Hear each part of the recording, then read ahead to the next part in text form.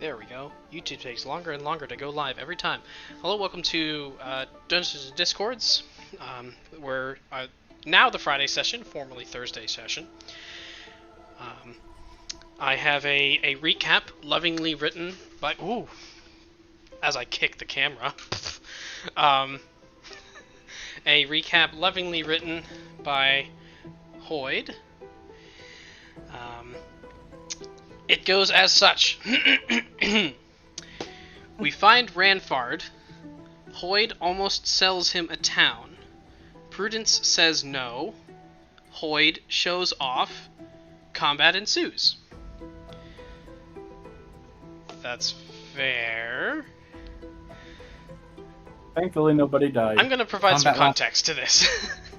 So the group had ventured out from Shigun's hometown, the Fortemps estate, essentially the town that his family owns, northward to meet with an ancient green dragon that they had been communicating with on a sort of quest, if you will, to get some green dragon scales.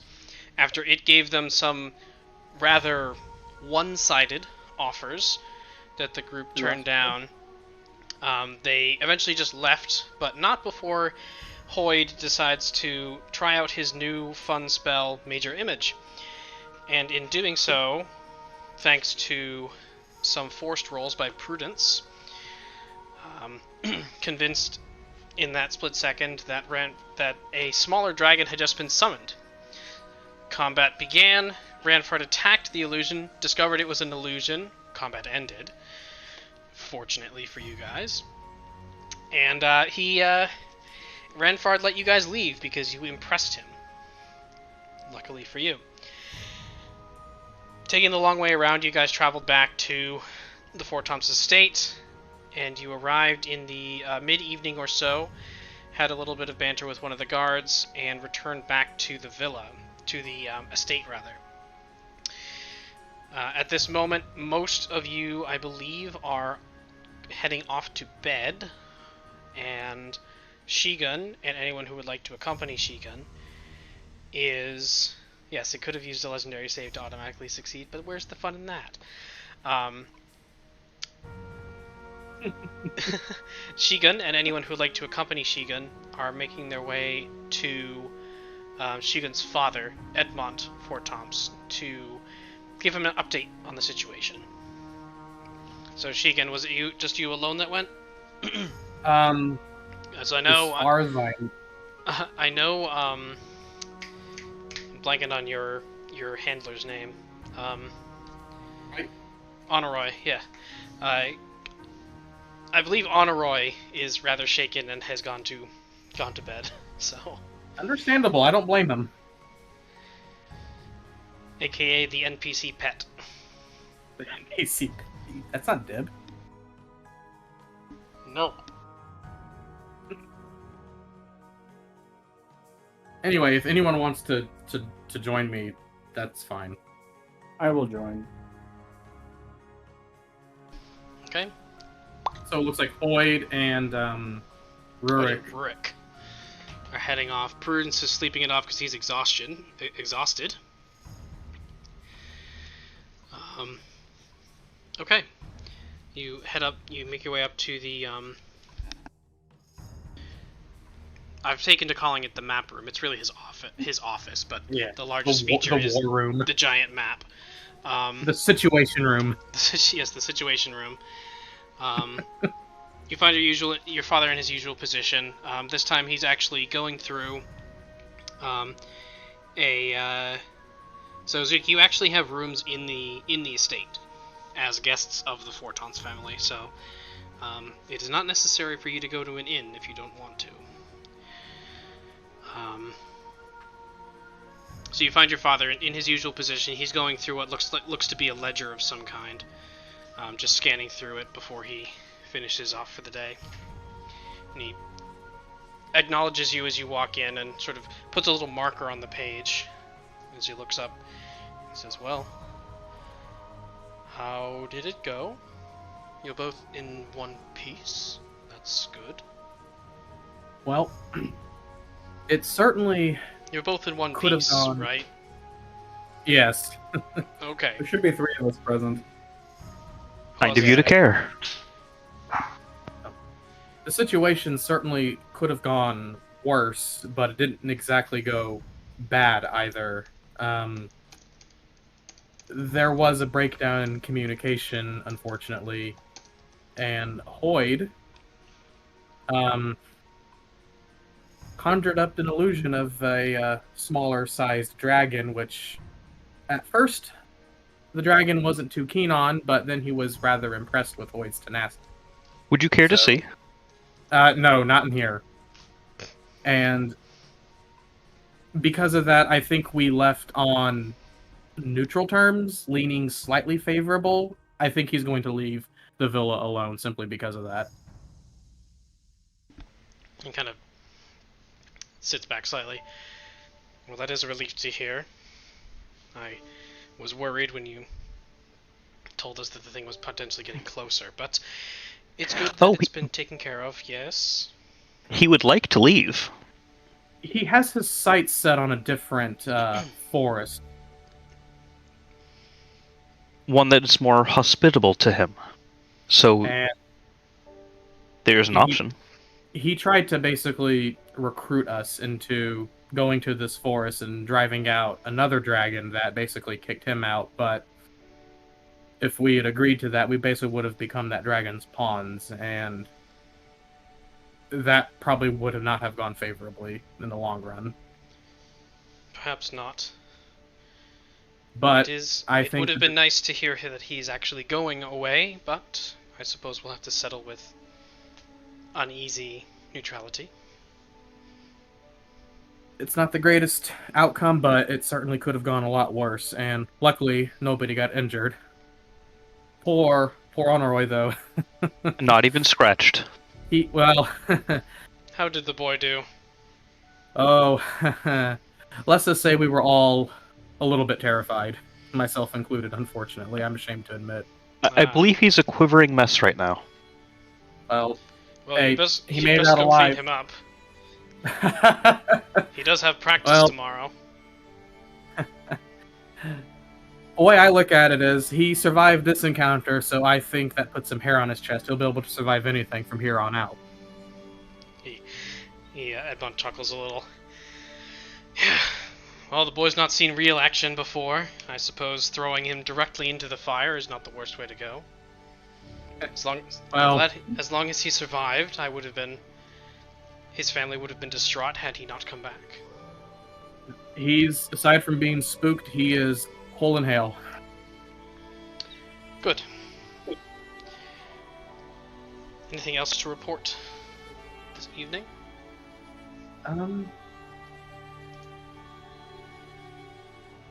No, I think that's about the gist of it.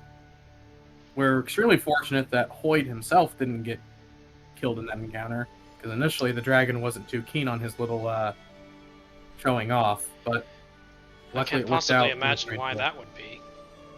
No, I couldn't either. And I kind of look at Hoyd, give him that look. Couldn't harm somebody with this much raw talent. Yes, you are certainly talented. Well, you know where your rooms are. I trust everything's to your liking.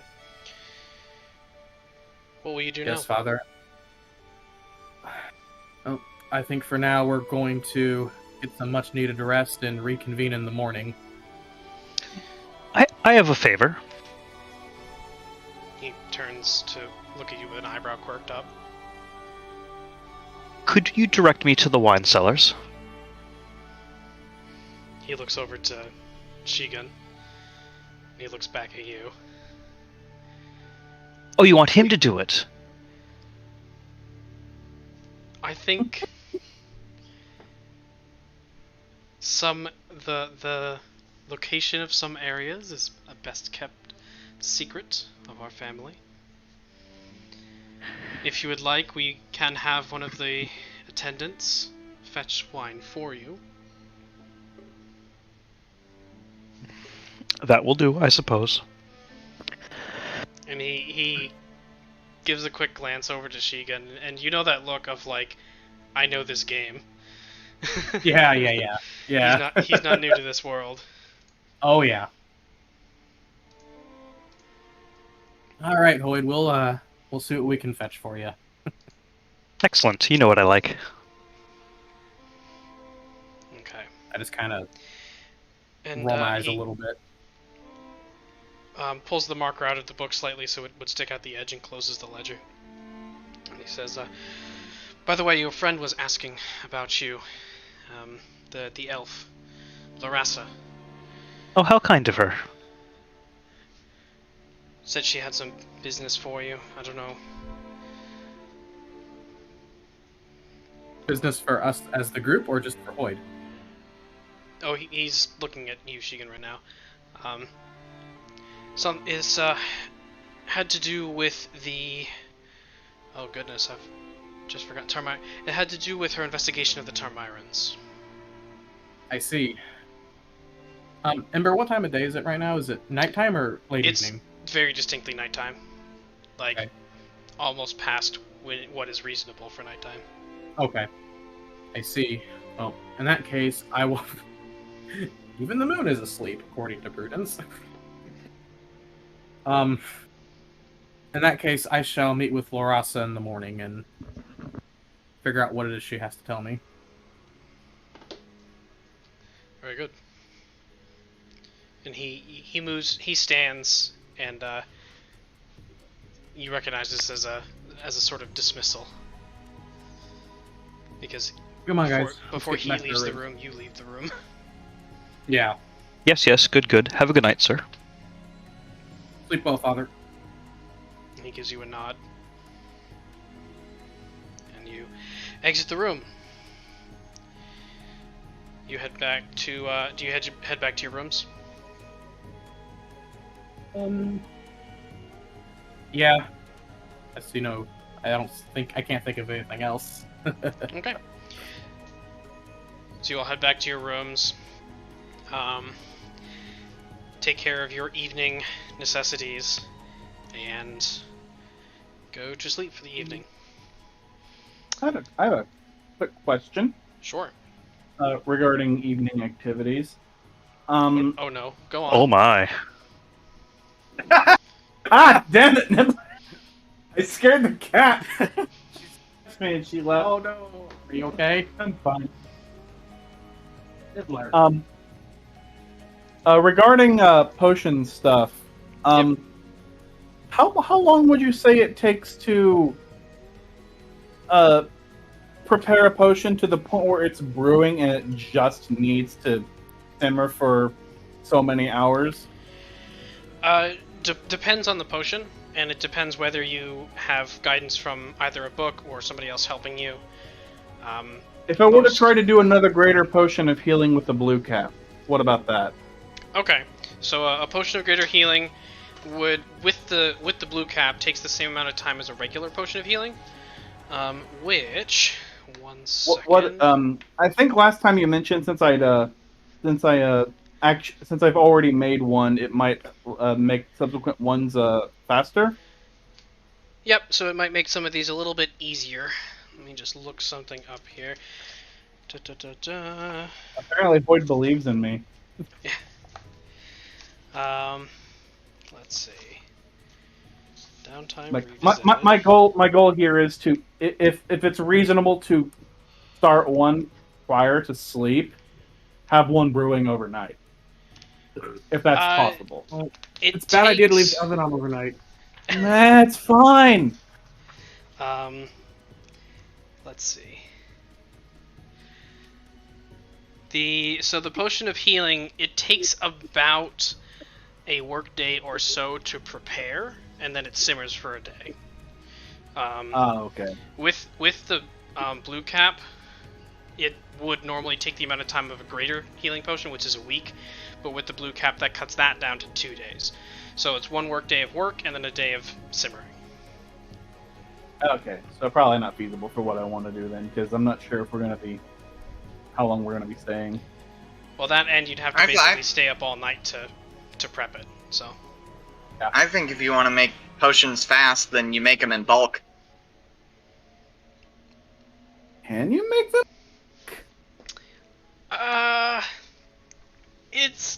That's a complicated answer. The short version is with a lot of potions with their magical ingredients, they don't scale. So like, if you want to bake cookies, right, and you want to bake twice as many, you just double the recipe. It doesn't quite work like that with potions. But depending on what it is you're trying to do, I may be able to allow you to make a check to see whether you're able to balance what needs to be done and what will, either between making a stronger potion or making multiples of a lower level potion. So. Okay.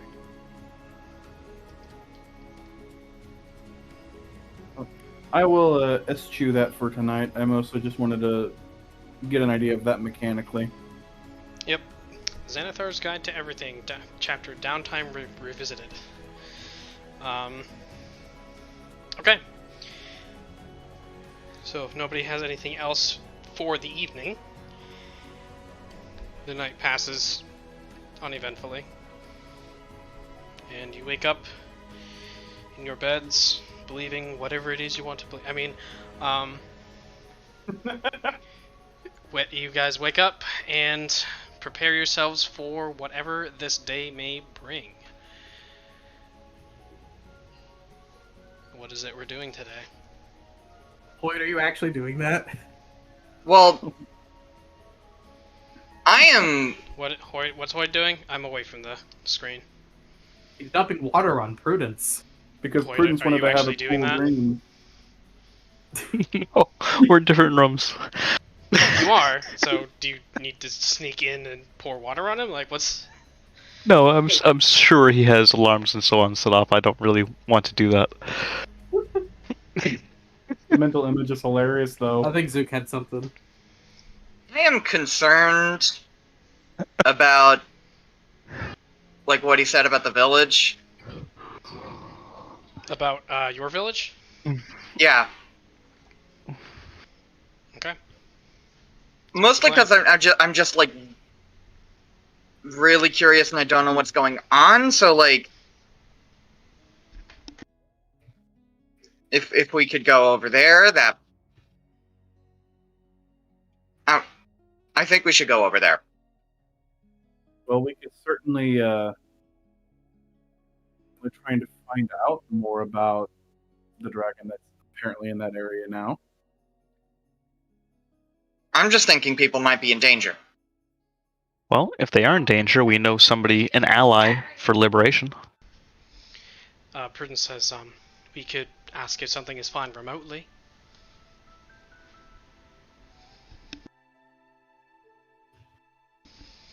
I don't know, I assumed everyone had woken up at this point. Are you still asleep? Then never mind. Well, Well, mechanically, I'm not sure how to check remotely. I didn't read. Well, you have, I don't know if you do, but I know Prudence has message and sending. Sending is the important one here, sorry. Message is the short range one. We have access to sending. Yeah, but they don't know Prudence, and they're kind of insular. So, that's not going to work. Aren't you a student of the arcane? Couldn't you learn sending? Maybe? Prudence says, you can name one person and I will contact them. I don't need to have known them before.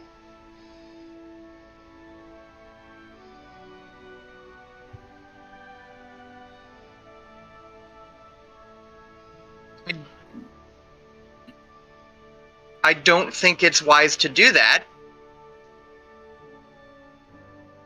Actually, with a little bit of study, could Zook learn another spell? I mean, sure. I had to look at third level. I'd have to double check the rules of Arcane Trickster, but... I mean, It's you are a third tiny level. wizard, right? It is third level. Oh yeah, so he needs to be 13th level before he even gets access to third level slots. So Yeah.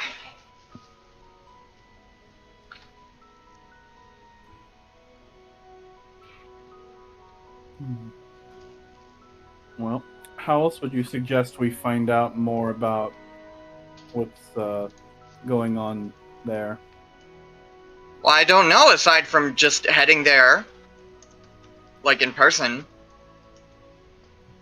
I'd prefer to find out more about where we're heading if there's going to be a dragon there. Are we heading south? Yeah, it's about south.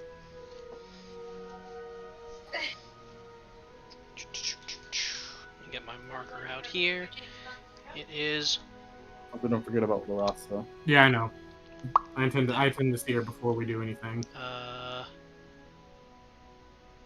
Remind me where your village. I believe it's over by Bren, right? Where your village is. Hold on, I'm looking at my It's maps. been a while since I've looked at that map.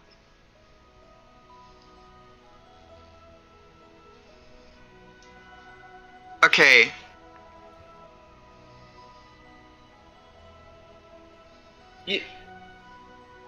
Okay, so you know Fandalo, right? Sure. Could you point to I believe Fandalo so. and Bren on the map? Because I can't see very closely on the map, right? Yeah. Let me adjust the focus of the camera and put the map up next to the screen there. Whoop. Hang on, I haven't adjusted the camera yet. Don't complain about the focus. Okay, so There, close enough. due west of Fandalo, go south at the fork, and then go most of the way to the next fork, and then head northwest. And it's just in there. So, hang on.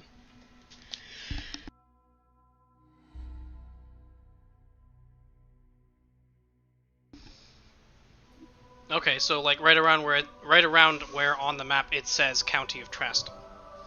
Yeah, just to the right. Okay, so in that case, it is Pretty decent, that- decent trick, isn't right it? there. That's what I thought. So this little green patch there, that forest, bop. Oh. Just south of No, it's actually north of there. Oh, it's north. It's a bit north of that road. I think it's somewhere around. Yeah, that would be the place. It's just to the west of Where am I? Sundi.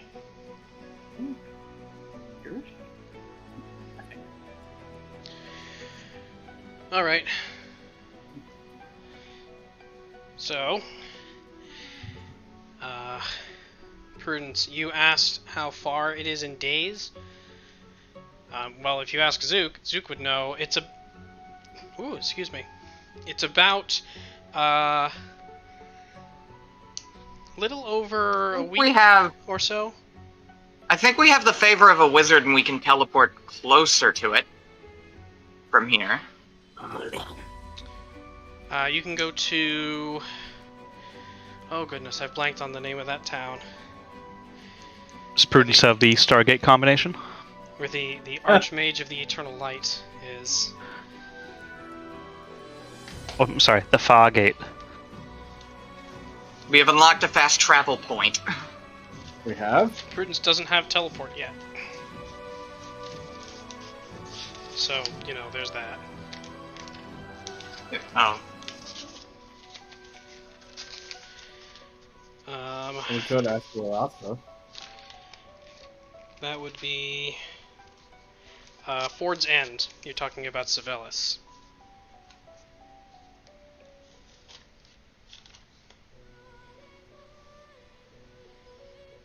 Sorry, what was that, Rurik? I was just saying we could ask possibly ask Larasa.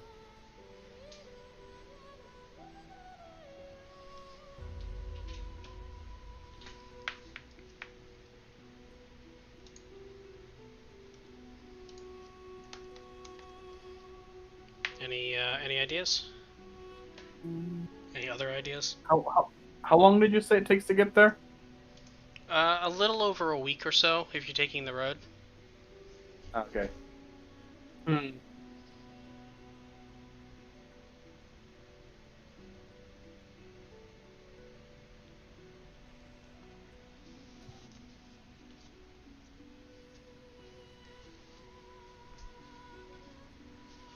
that's quite a time investment, and I'd prefer to learn more about the dragon in that area if possible before committing to that route.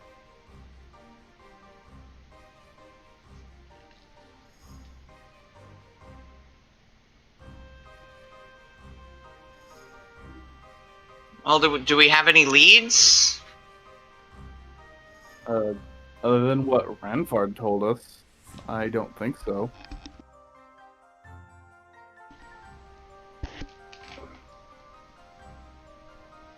Prudence says, well, if we can't scout ahead of time, I can't really commit to a long trip such as this.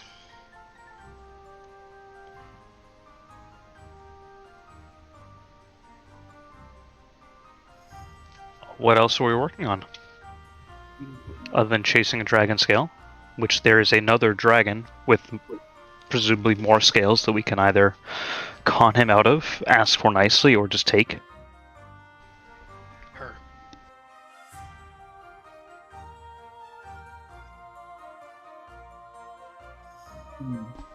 For the record, it's a female dragon.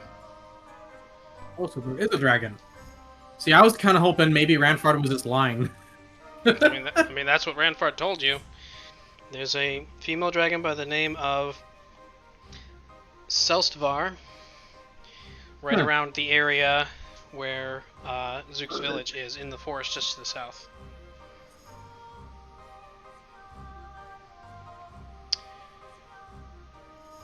With sending? I think so. It would be...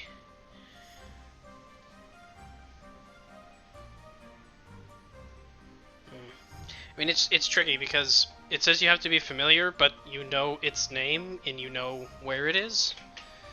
So I think a name and a location would equate to a degree of familiarity that would be enough. I'd say that would be enough for this case. Like a phone number. You don't necessarily have to. You don't necessarily have to have met them before, but you do have to be aware of their existence, and you have to know, a little bit about them.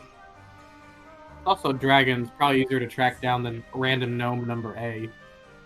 Random gnome number A. You know what I said, and I stand by it. Nibbler, get away from there.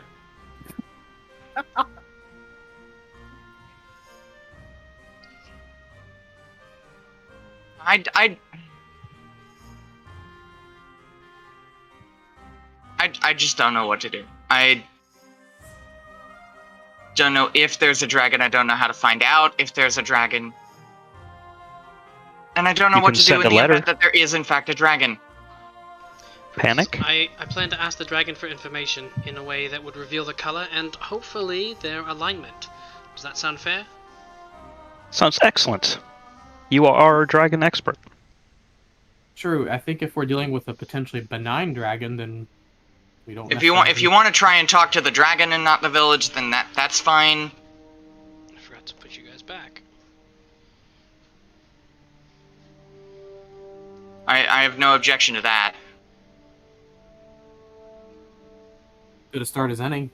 It is about at this point Honoroi has now made his way up to where you guys are and just kind of gives you all a quick nod and says, "Morning." Welcome back, lad. How did you sleep? As Prudence is saying, "Lovely, let me craft a carefully worded message." Honoroi says, "Well, I didn't. So, there's that." I'm sorry to hear that, lad. I definitely don't blame you, though, considering what happened. But did you see his face? How do you do that? How do you do this? Just all the time?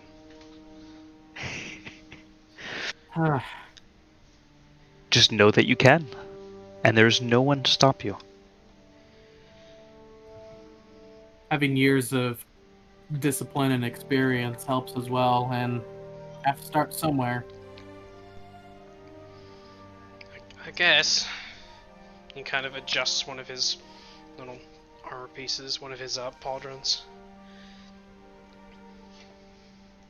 Right now, we're trying to ascertain what our next move is going to be. Yeah. So yeah, are you heading out? If I can prep the horses if you need to. He kind of just stands there awkwardly. Well, I That's assume what you'd be we're trying coming to with us. figure out. That's what we're trying to figure out right now, and unfortunately, our friend Prudence here is trying to contact a second dragon that is near Zook's hometown. His grip kind of tightens on the strap. Allegedly. Second dragon? Well, You mean there's more than we're one? we're in the information gathering stages right now, so it's entirely possible that this dragon may not even be a threat. In the world, yes. We don't know where it is. Prudence, you send the message. Warmest greetings, Honorable Selsvar. We have refused a request by Ranfard, who wanted us to drive you away. Perhaps you could tell us why. Regards. And it's a little difficult to focus with all the chattering around you, but you managed to get the message out. And you wait for a response. And let me just double check something about sending real quick. This is exactly what Onoroi wanted to wake up to. Yeah, Where are you guys going? Dragon 2! Dragon 2. Intelligence scores are at least one to understand the meaning of your message. Okay. Honoré, would you like some breakfast?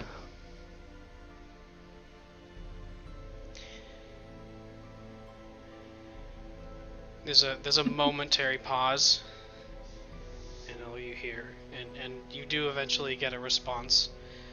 It says, Ranfard is weak. Good thing you turned him down. He's pathetic. You don't want him. That's all you got. Huh. So what did he say? She. Oh, it's a... okay. Yeah. It's like the third time he's told you. Like the realization in the second act of Shrek. Oh, you're a girl dragon. Yes. Prudence, you look over to Zook. Let's hurry to where you are. I'll tell you the story on the way.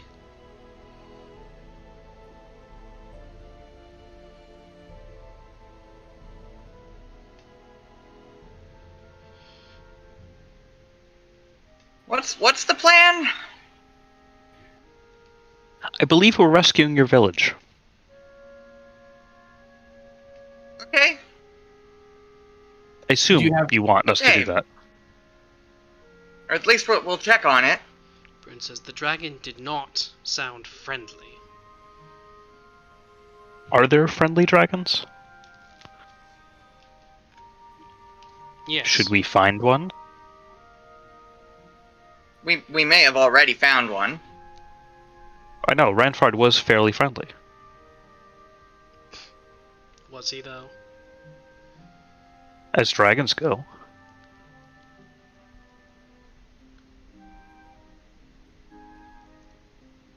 Well, I suppose we have to consider what this second dragon is actually doing near Zook's village. You know, if there is just an uneasy neutrality, then perhaps it might be best if we don't get involved in this feud between two dragons, lest we drag both our homes into this mess.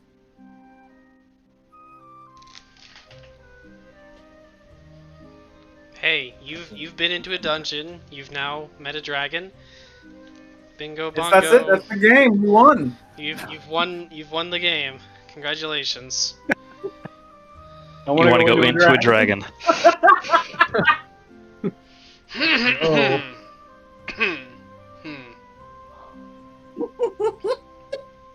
I mean, if it's big enough, it could eat you. Oh no.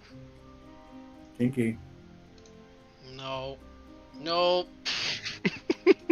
Look, Nope. Stream over. that's on you guys. Where was your head?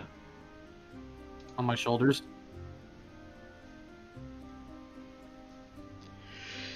Alright. So, what's the plan? I think you should take the cart and the horses and all of our friends and go at a nice slow pace to find the village. Okay. A slow pace specifically will take about a little over a week and a half. Just because It's going fine. slowly you take more time, obviously. I am in no rush. Take more potion. We'll I'm bank our not- speed for when we really need it. I'm not opposed to this journey, although getting as much information as possible would be better.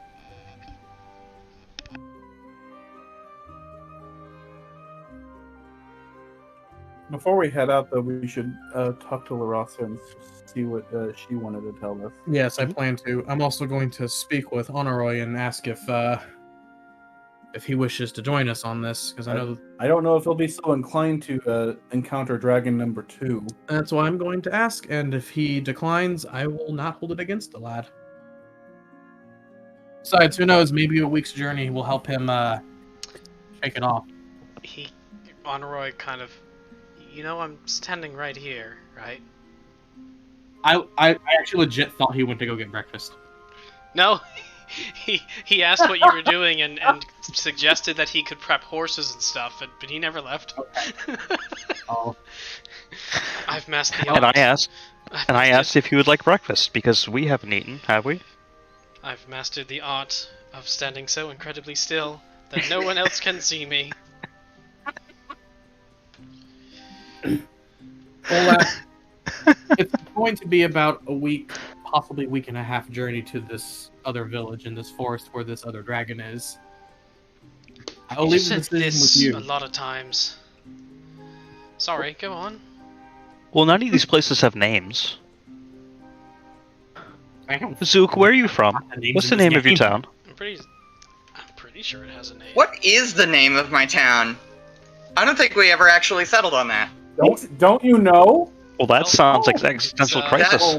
That was Right, not who are you? an in-character remark, guys. Sounds like a great moment for you to tell me what your village is called, because I don't remember. I'm pretty sure we said something, but I don't remember.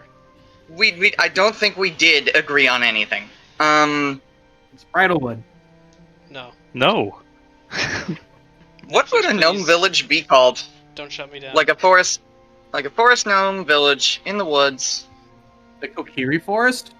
No, You could call it Tinker Wiggle Glade. Tree Cove. I like it.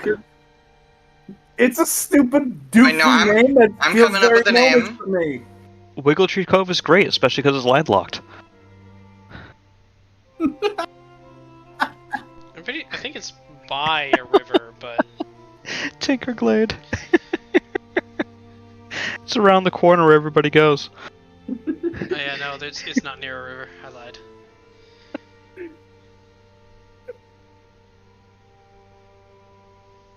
Thank you, What? Prudence. it's called Birchloft, and it's basically made of tree houses. Okay, Birchloft I with like an FT. Birchloft better.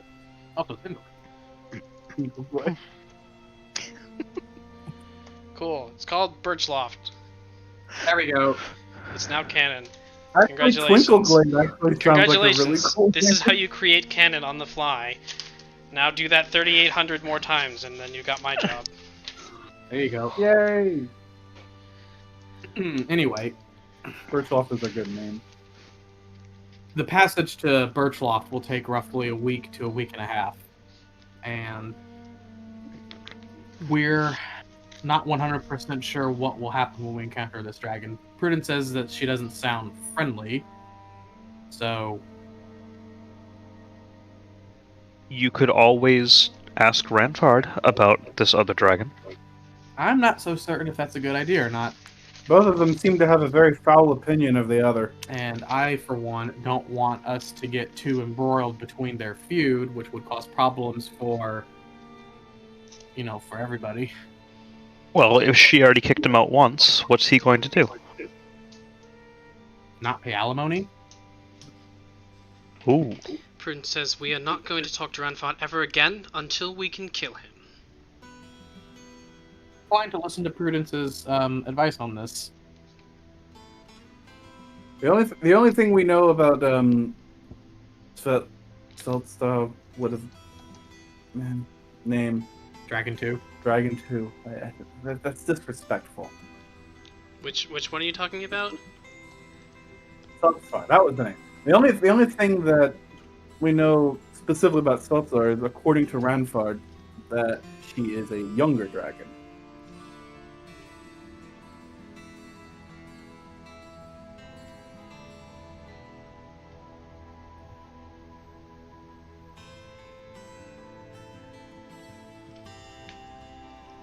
Alright.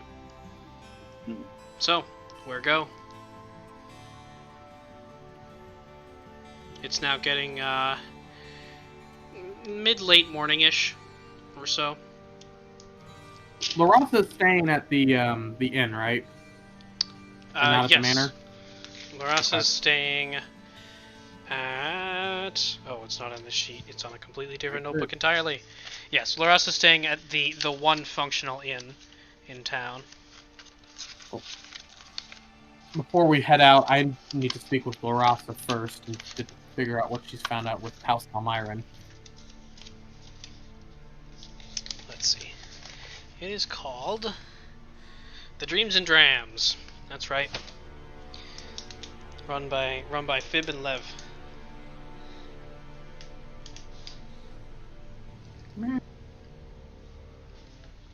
I think it seems like that we're going to be heading toward Birchlock then. Well, while you speak with Laratha, I shall gather up my potion stuff and make it portable again. Very well. All right, if you wish to join us, I will leave that decision entirely up to you. If you do not wish to join us, then I absolutely will not hold that against you whatsoever. Because I will admit that this particular mission could be a bit much for you, but if you feel confident in your abilities, then we'd be happy to have you. It's entirely up to you. But consider the life lessons you would miss if you didn't come. Honoroi very specifically doesn't look in Hoyt's direction, but he kind of sets his jaw a little, and he says, I think it's about time that I put my training to good use and go out with you guys. Excellent. I walk None of over you- and I kind of pat him. None of kind you of pat him died on yet? the shoulder. Nope. I like your tenacity. I He's a can't. nasty thing. Only you and I get. I can to. scarcely I know. recall a time we've come close. Very well then.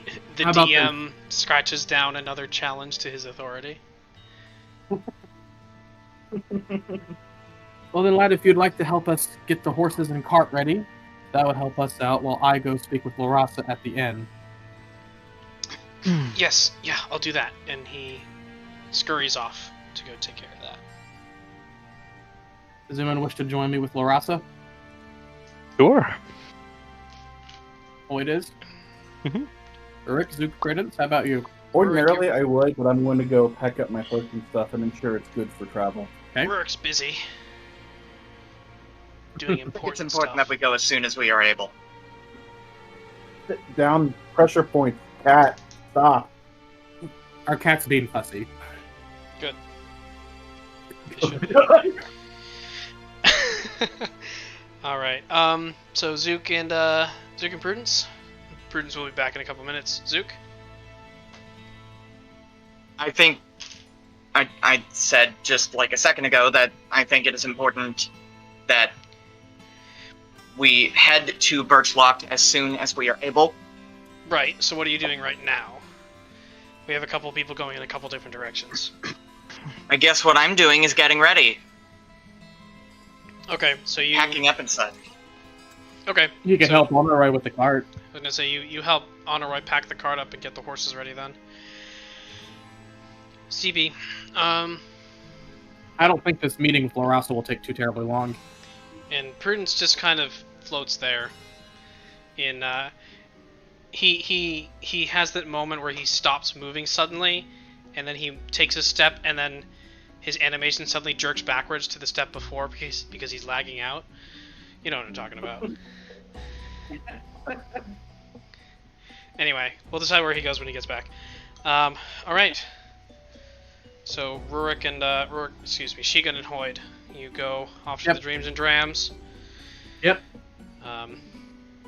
Which is a little bit down the road, off to one side, on the southern portion of the town, which had been one of the harder hit portions by the False Hydra. It has been mostly patched up. You can see where portions of the building have been sort of reconstructed, and it wasn't particularly damaged prior, but there were little patches in the walls, and there was one of the windows was broken and stuff like that.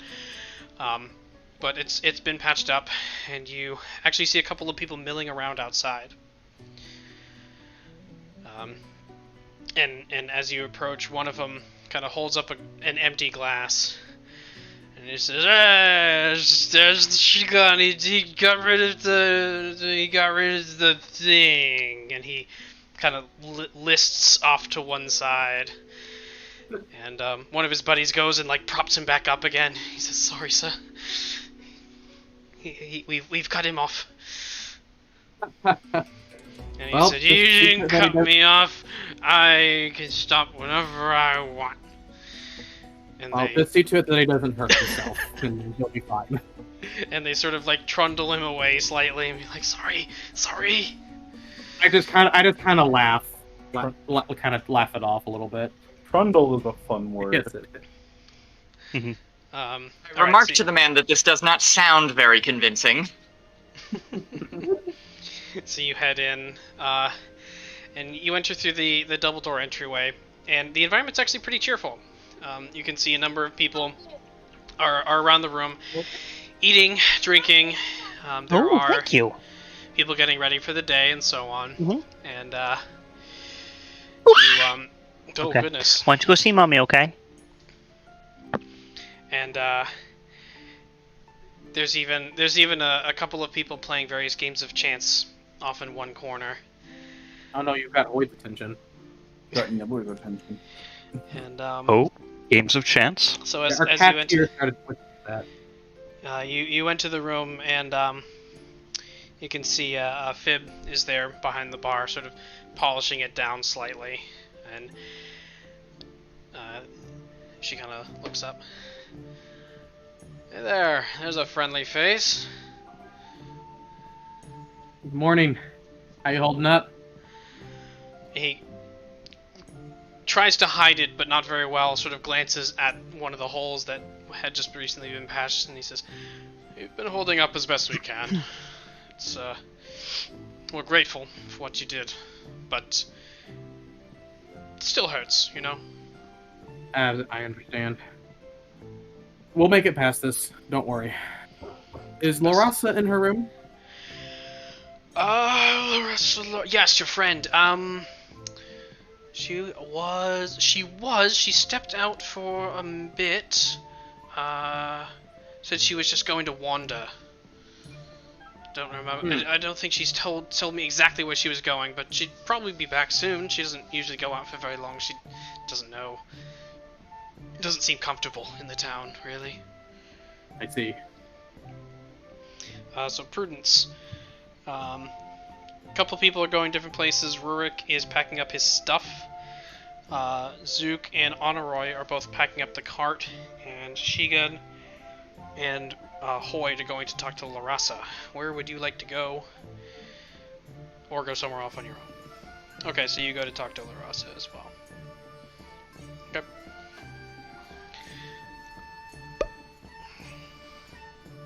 Oh, if Larasa Keep muting myself by mistake. If Larasa has stepped out for a walk, I suppose we should just wait for her a little bit and see if she returns shortly. We can do that. And in the meantime, I will entertain myself at the expense of these soldiers. Okay, so you head over. So they're not soldiers. It's a group of what I can only describe as commoners, more or less. Farmers, probably. Mhm. But yeah, they're they're playing a couple of games of chance. They're playing a dice game that you don't recognize immediately, but there's a series of what appear to be partial coppers and silvers that have been split and used as better I'm sure it material. can't be that hard if commoners can learn it. Maybe not. Depends if they're drunk or not. Looking around, there's a lot of alcohol. You can't really tell if they're drunk just yet, but there's taps seem to be flowing. It's 8 a.m. They're not drunk yet. Right. Except that one guy. You don't know farmers. That one guy's impressive if he's already drunk. It's getting up toward getting up toward noon or so, but so as you guys wait, so Hoyd goes off into the corner, and the other two, Fib sets 2 glasses down in front of you and says, "You want anything?" To me? To Prudence and Hoyt, or Prudence and Shigun. I know names. Shush. Sure, I'll take an ale, please. Alright. And he ducks back around and he pulls.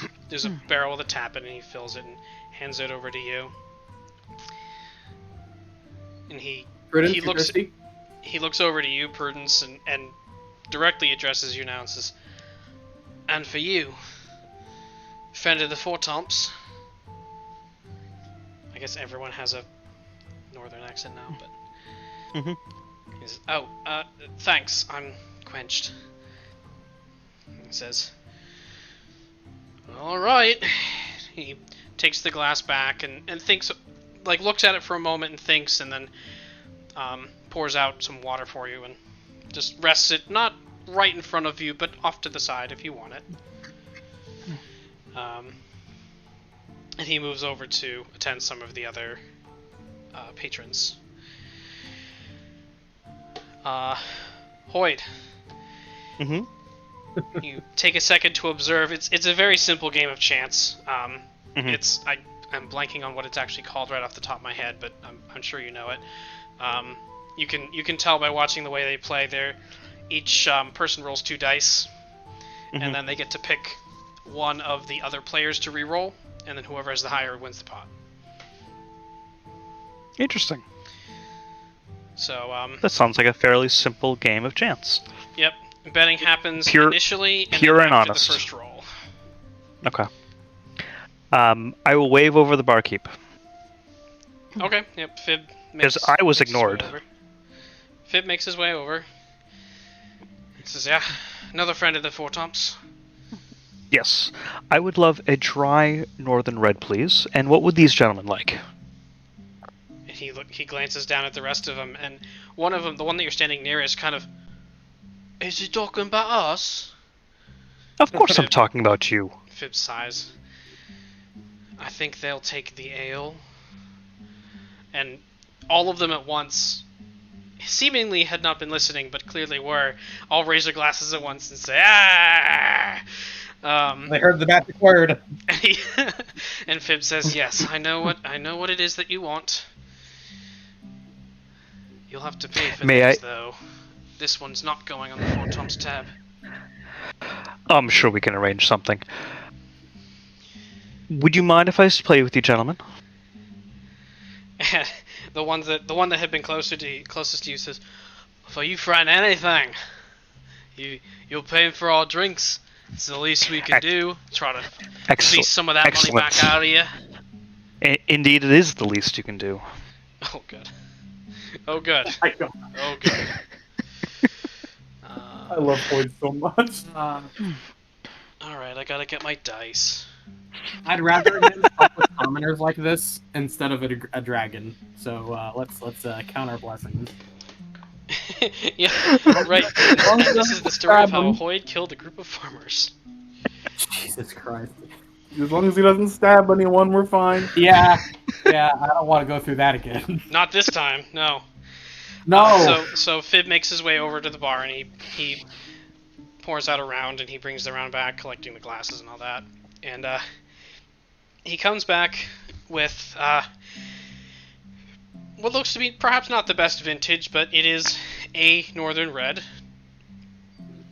One of the lower end ones that are usually for export. That will work.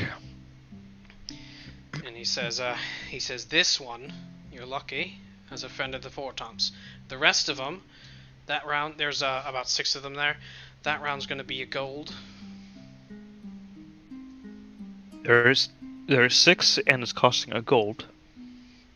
Don't worry about the math.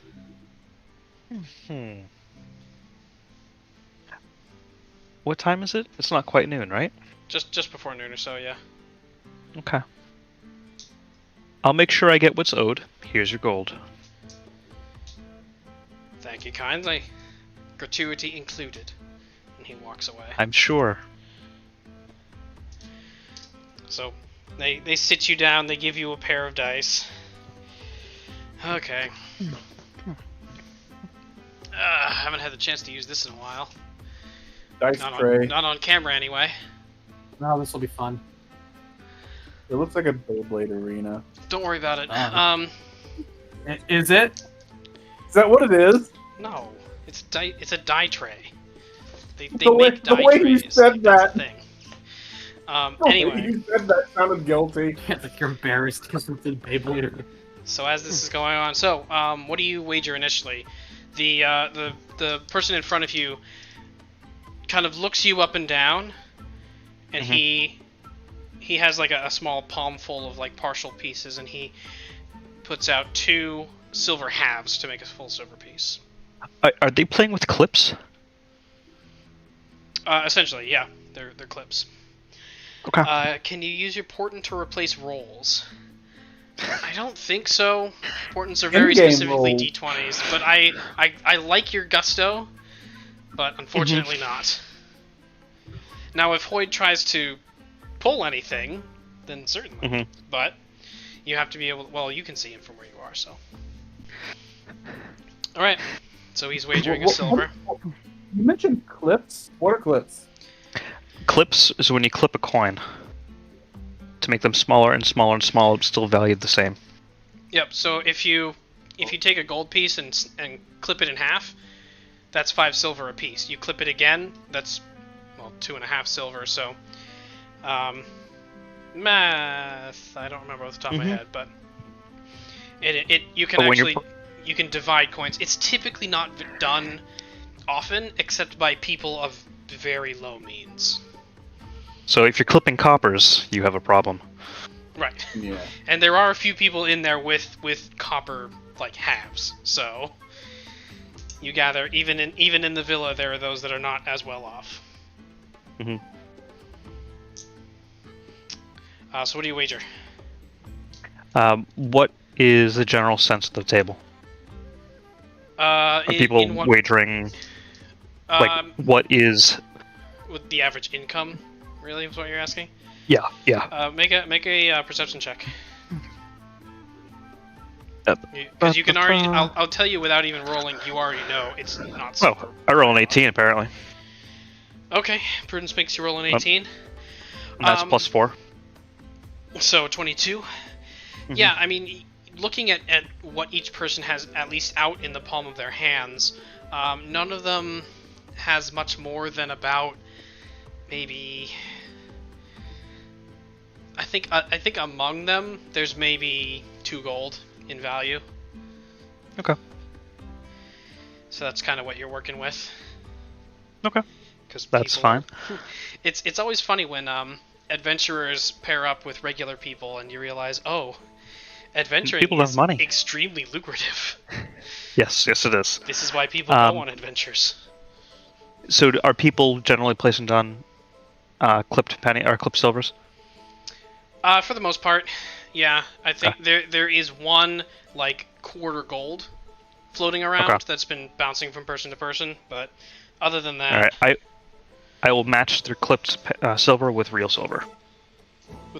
Okay, so you put down a full silver, and they look at it for a moment. And they say, "All right." So go ahead and roll 2d6.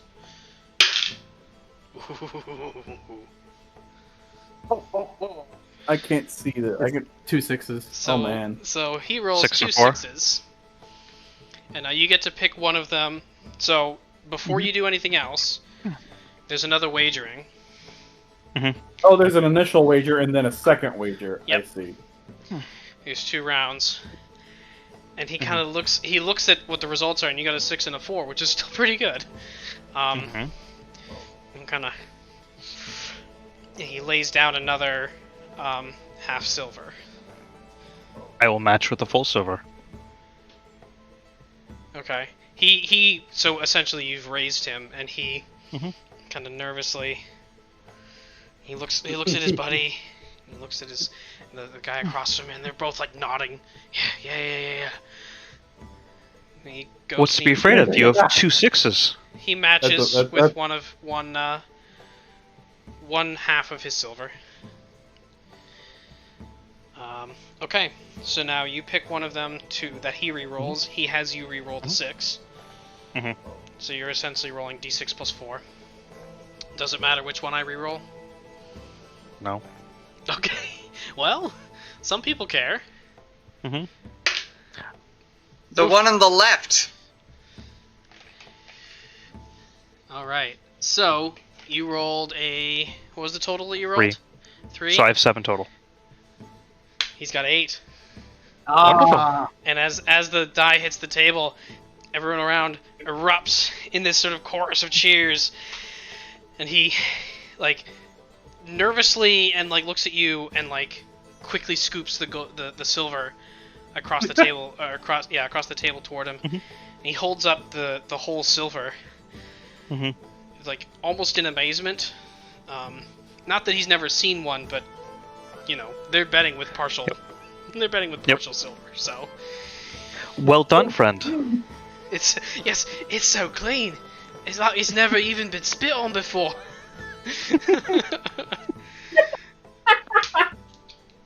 Now I assure you, I did not stab a goblin to get that. Oh no. He kind of looks at you. You stab goblins? No, I said I did not stab a goblin. And his buddy leans over. That means he did stab a goblin for it. No, you Might be as stabbed. entertaining with the counters. If I'm in the bar, I think I might want to join the table around this time. No. I did no. not stab the goblin. I melted its brain. Oh no. I would say you're. This is actually, despite how long it's actually taking in the real world, this whole situation has only been taking place in about maybe 5 to 10 minutes or so. Mechanically, it takes So I'm longer not in the in the real bar. world because social encounters in D&D are always longer than they are in the real world. But But we're having fun. um, Zook, come join us. Am I in the bar? so you'd still be helping Honoroi. That's Okay, never mind. I yell to nowhere. and the person to the guy's left. Not is. The person to the guy's left, then he lays down 2 silver again and takes the dice from his friend, and he kind of rubs them and says, "I think these are ones are lucky. You want to go again, friend? Try and win what you lost." Of course. All right. So he's put down his 2 silver halves. Okay. Your 2 silver halves, so I will match it with a full silver. Okay. So they go. Equal, yes. And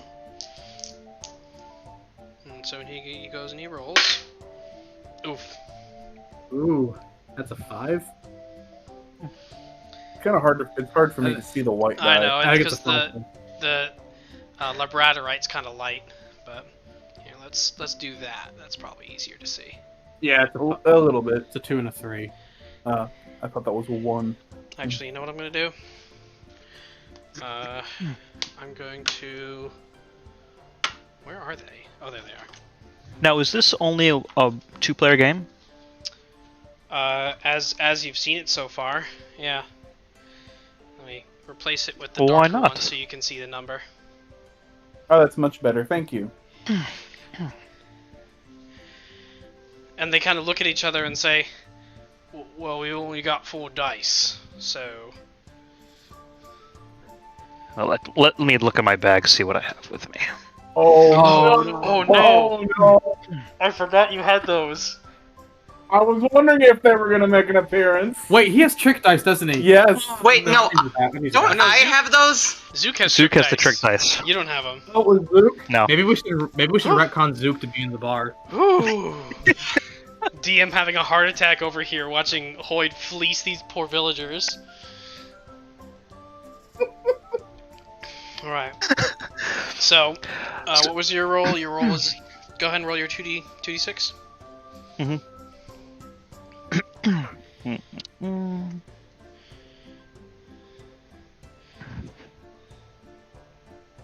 Oh, okay. No, I screwed that up. There's 1d6. There's the other D6. 2d6. Oh, you So rolled you rolled 2 2 sixes sixes. as well. Mm-hmm. And Dang. all the villagers around go quiet. And He rolled 2 sixes. the villager looks up at you, looks at his dice, and he says, "No bet." So he doesn't bid anything. You're folding? No, just no bet. No more bet. And the Okay. guy next to him nudges and he says, "He knows how this works." He rolls his eyes and he puts down a copper, or a half copper sliver. So you're betting on him? No, so he tried to get out of betting, but his friend smacks some sense into him basically. Gotcha. Do you have to add an extra bet, or how does that work? You either fold or you raise if you're the first person to go. You don't have a choice. You can then match, and then it goes around until no one has any more raises. Oh, okay. I will place another silver. The person on your left goes, "Ooh," and everybody else around goes, and he looks at your dice, looks closely at your dice, looks back at his dice, doing whatever rudimentary skill passes for math in his head.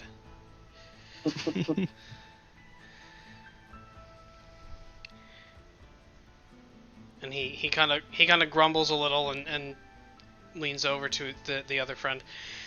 He says, "I need to borrow a silver." And he says, "You're sure? You want to borrow a silver?" And they hand him a two silver halves, and he puts them down and matches your bet.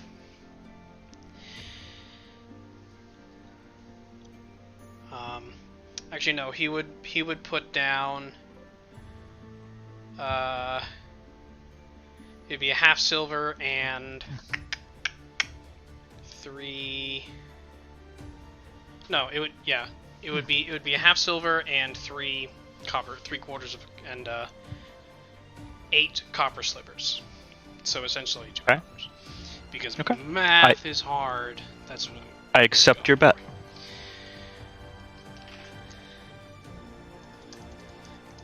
Okay.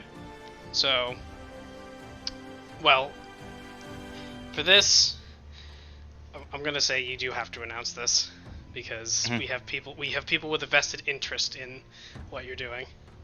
Gotcha. I would like to roll a sleight of hand on this hand. To do what? I'm waiting for Prudence to do whatever he's saying. Oh boy. You roll a 5. That's okay. So what's your sleight of hand with the 5?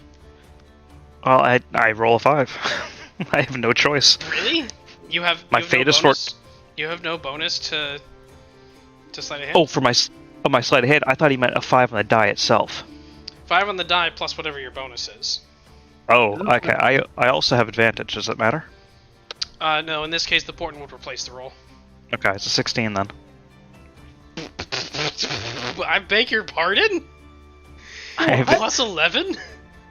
plus 11 with advantage normally. Oh, right, because you have expertise. Fucking bards, man. Now that happens with expertise just in general. I know, but only bards and rogues get it, so... Bards and rogues are scary. I'm glad we Alright. have one of each. Yes, thank you, Prudence. Alright. So, passive perception on these guys is a 10. So, with a 16, you still pass your sleight of hand. So what is it that you wanted to do for this hand? I will give myself a 1. You roll a 1. Okay, so you basically drop the die down flat and it hits a 1, is what you're trying to do. Okay. So it doesn't matter which one he picks. He picks one of your 6s. Which one of his do you pick to reroll? I will have him re-roll the 2. You point to the 2 die, and he says, "You sure about that? I don't think he gets the game." And the person you're playing against says, "Shut up!" So he re-rolls. And your sleight of hand with a 16 is successful. These guys are looking at you, but they wouldn't be able to roll high enough to see that, really. I mean, they could if they got lucky, but I'm not going to make them roll, so... Looks like you win again. So that's a 7 versus another 8. And it goes around, and all of them cheer going around the room, going around the table. And you can see the person across the table from you is just like having a mini panic attack at the amount of money that he just won.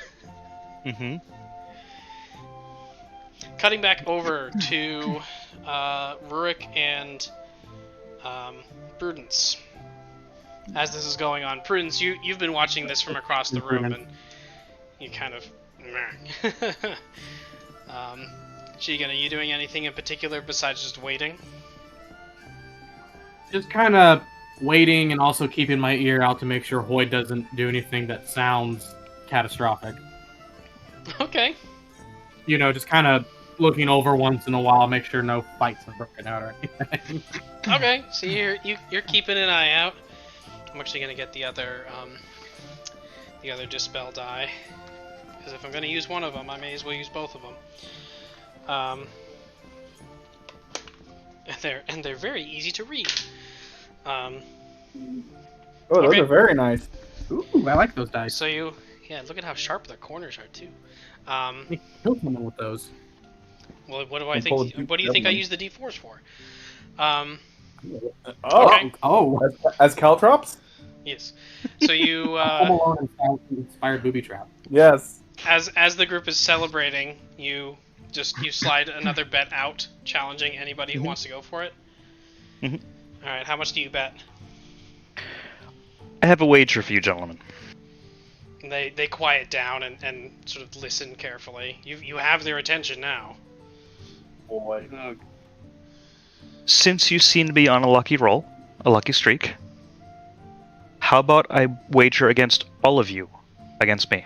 I will match your bet. The table, like, they whisper to each other, not very well. You can hear them saying, like, "Wait, think you can fleece him? Think you can get him? I don't know, he's been so unlucky." Well, Since we only have 2 sets of die. How do we choose who rolls? And the first person who went against you takes the dice and says, "I'll roll." You say you'll bet against all of us.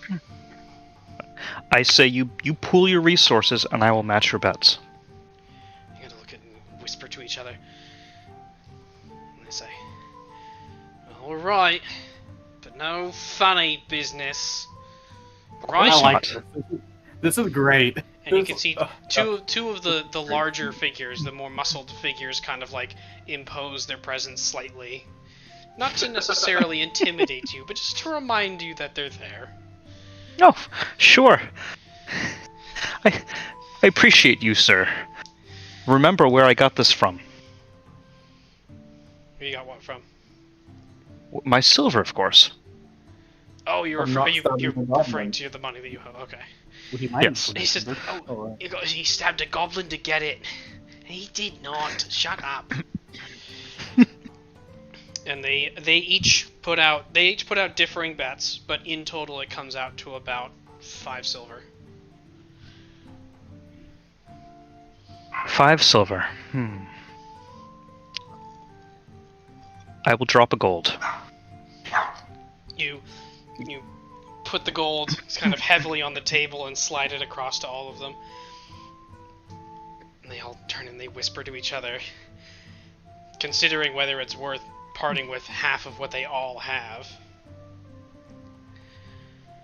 And carefully, actually, roll, what am I? I'm completely blanking on persuasion. Roll persuasion. Sure. It's a lot of fun. Great. 16.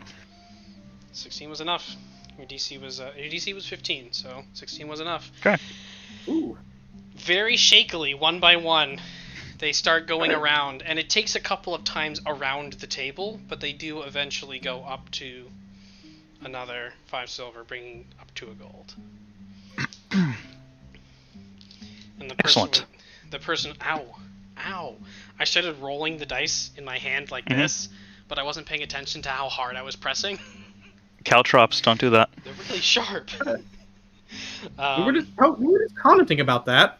How Mhm. sharp they look. So he kind of rolls them around in the palms of his hands, and he like At the speed of sound.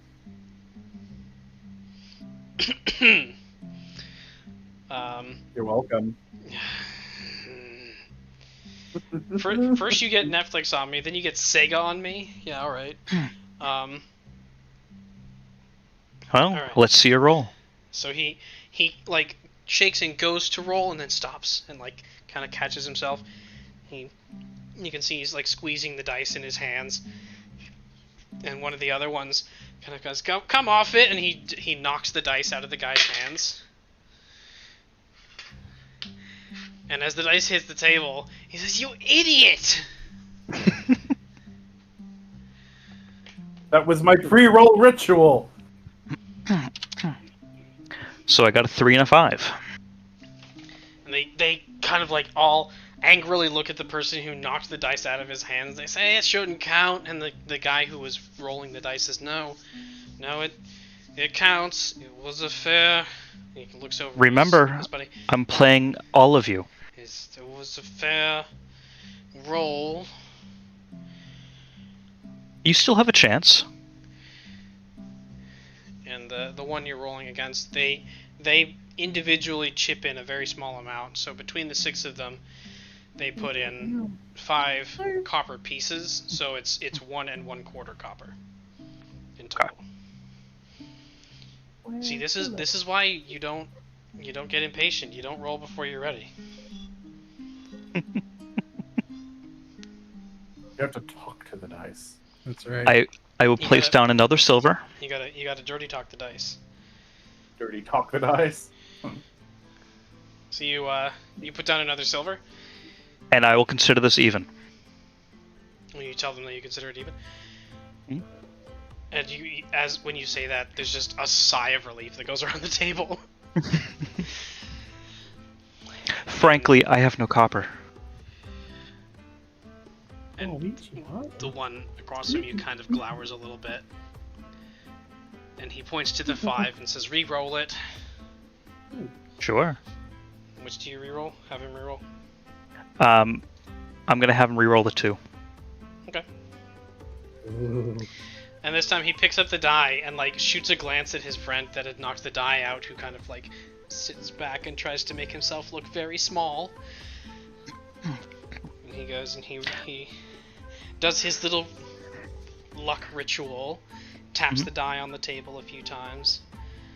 And I will also sleight of hand this one. Okay. Roll sleight of hand. To go down again? No, I'm gonna make my 5 into a 6. Oh, you're going up this time. Okay. 25. You make that. You can make that die say whatever you want. Mm-hmm. Make it talk. You could roll 7. Okay. Dice try. So it doesn't matter. I'm still gonna roll anyway, but it doesn't matter what he rolls because he loses. But because math. I knew that was coming. I knew it. Oh man, am I glad I didn't roll these on Monday. Oh. And there's just a hush that goes over the table. And they all turn and look at the first person who had knocked the dice out of his hands. And he says, "Well, it's just luck." They're gonna be superstitious about dice games with this person for the rest of their lives. Congratulations, Boyd. You've damaged their friendship dynamic. Excellent. Now, gentlemen, enjoy your round of drinks. I stand up and collect my winnings.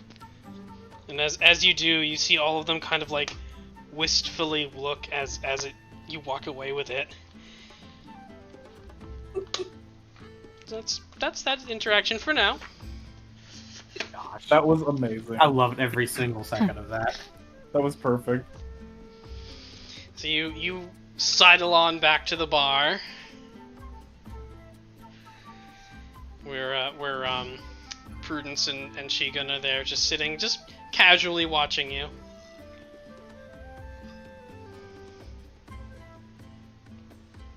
You didn't clean them out, did you, Hoyd? I bought them around and they paid me back. Well, that's one way to look at it, I suppose. It's only fair. Well, just don't bankrupt my village, thank you. I'll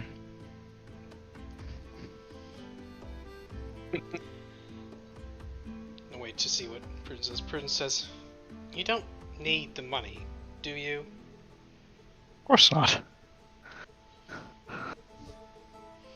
It was the fun of it. And you can hear an argument start to brew in the corner, and one of them says, "He got him from stabbing goblins." Shh! They all shush him down. Prudence says, "Right, so give it back." Has the barkeep delivered the round of ale yet? Oh yeah, no, he did almost right away before the second game. Prudence, I already have. They're drinking their winnings. And how they are.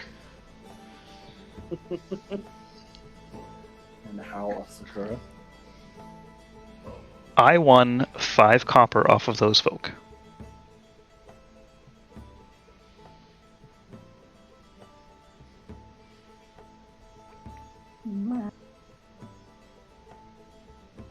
Oh, I forgot I had this in the playlist.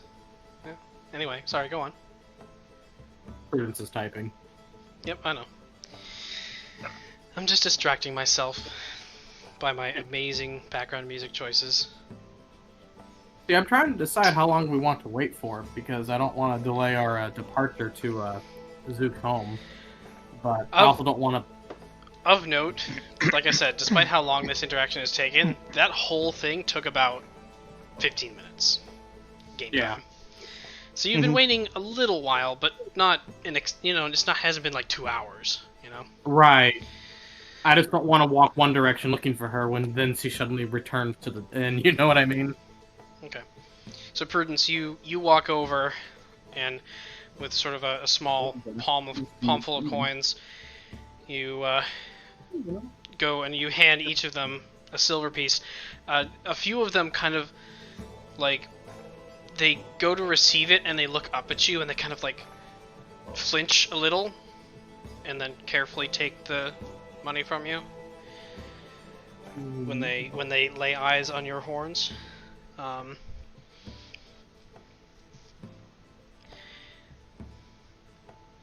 you have like a hat? I forget how it is that you hide your horns.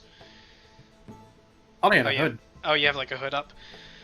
Oh, I didn't. Yeah, I mean, I didn't realize that was part of his. I forgot. Yeah. In your robes. Yep. Yeah. I mean, you've been doing that long enough. That's fine then. So that interaction doesn't happen.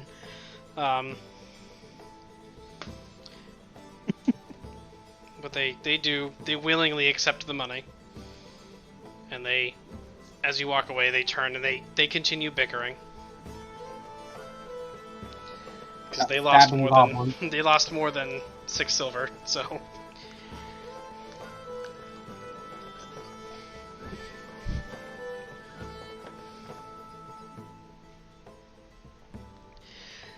And it doesn't take too much longer. There is just a couple of minutes more, and eventually you see the door opens up, and the door... Yeah, where is she? There she is. The door to the tavern opens up, as it had been doing when people got in and out, but now you notice no footsteps. You don't hear footsteps, and the door closes, and then you look over, and there's Larasa standing there. She has like a little... a small a sack, maybe, I don't know. I'm gesturing with my hands, and that isn't helpful to you, I know. It's maybe about... It's okay, I do that sometimes too. About the size of this tray, which I know you have no frame of reference, but whatever, shut up. Dark tray for scale. Yeah, I need a banana. Chris, get the banana. No.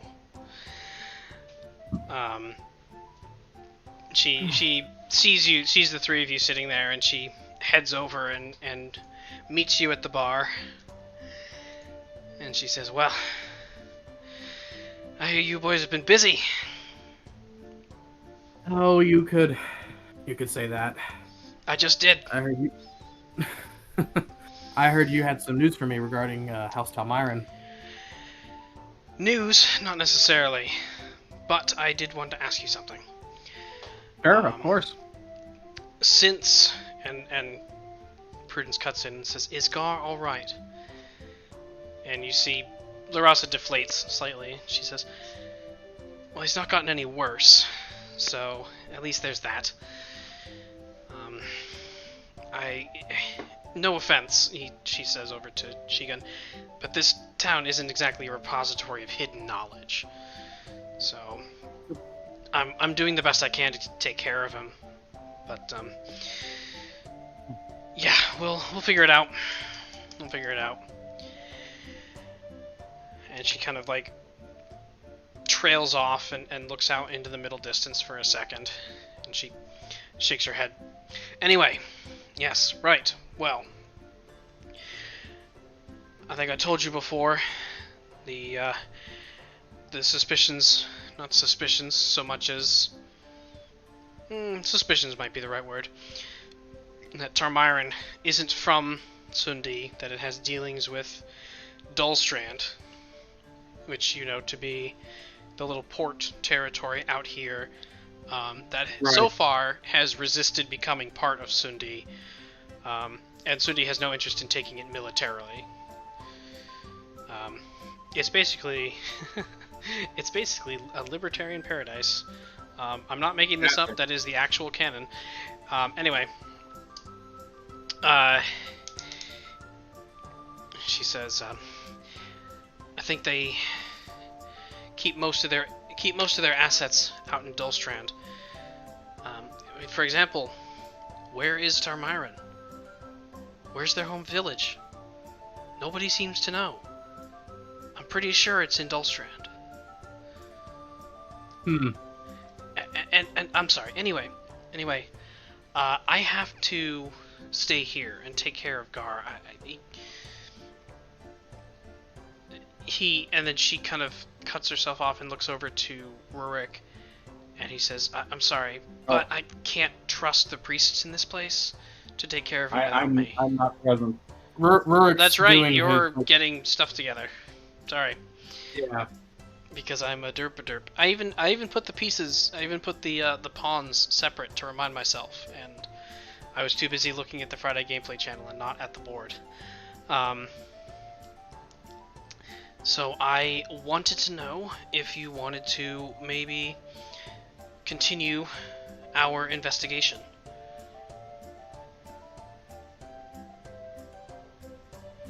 See if you can figure out what does Dullstrand want? Why are they making these prisons? Why are they sending people away? What's the point? Well, certainly I have every intention of continuing my investigation. unfortunately, we are a bit sidetracked with this dragon business right now. She kind of sets her lips a little.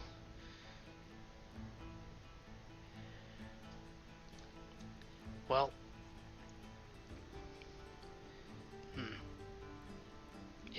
if you think that's more important, then that's fine.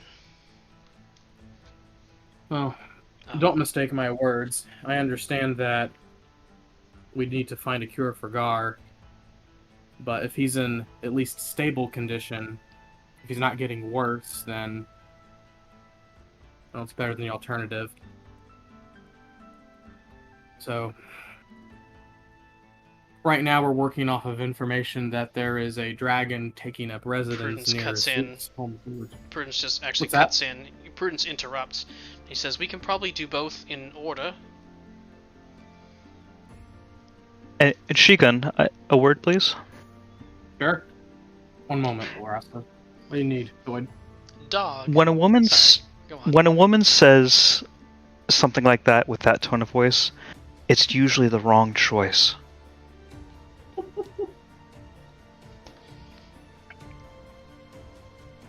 I kind of just nod. Allow me to straight-splain. Straight. What? Carry on.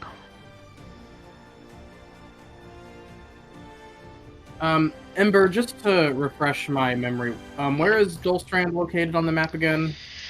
So Dullstrand, it's kind of hard to see, but there's actually a country boundary right here. Oh, that red mark. This red line here is a boundary of Sundi. Dullstrand, the city, is on the coast, and then there's a number of smaller settlements around the territory that Dullstrand claims as its own. Okay. Dullstrand doesn't actually have any interest in the surrounding territories. It's just the mountains are in the way, so Sundi isn't able to maintain a presence there. So that's just kind of the de facto territory of Dullstrand. Okay.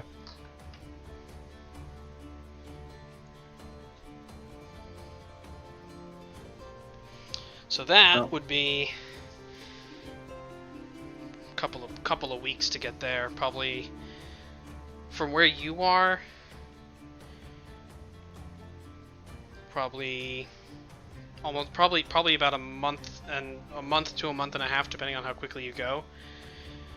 From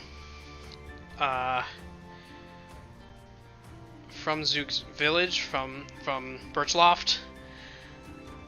Actually, based on the road structure, about the same, just because there isn't a straight line from A to B.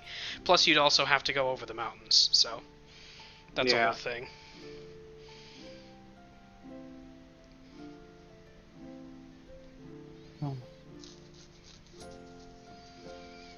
Which, like, because of your background and your education, you're pretty familiar with the surrounding area, so. Yeah.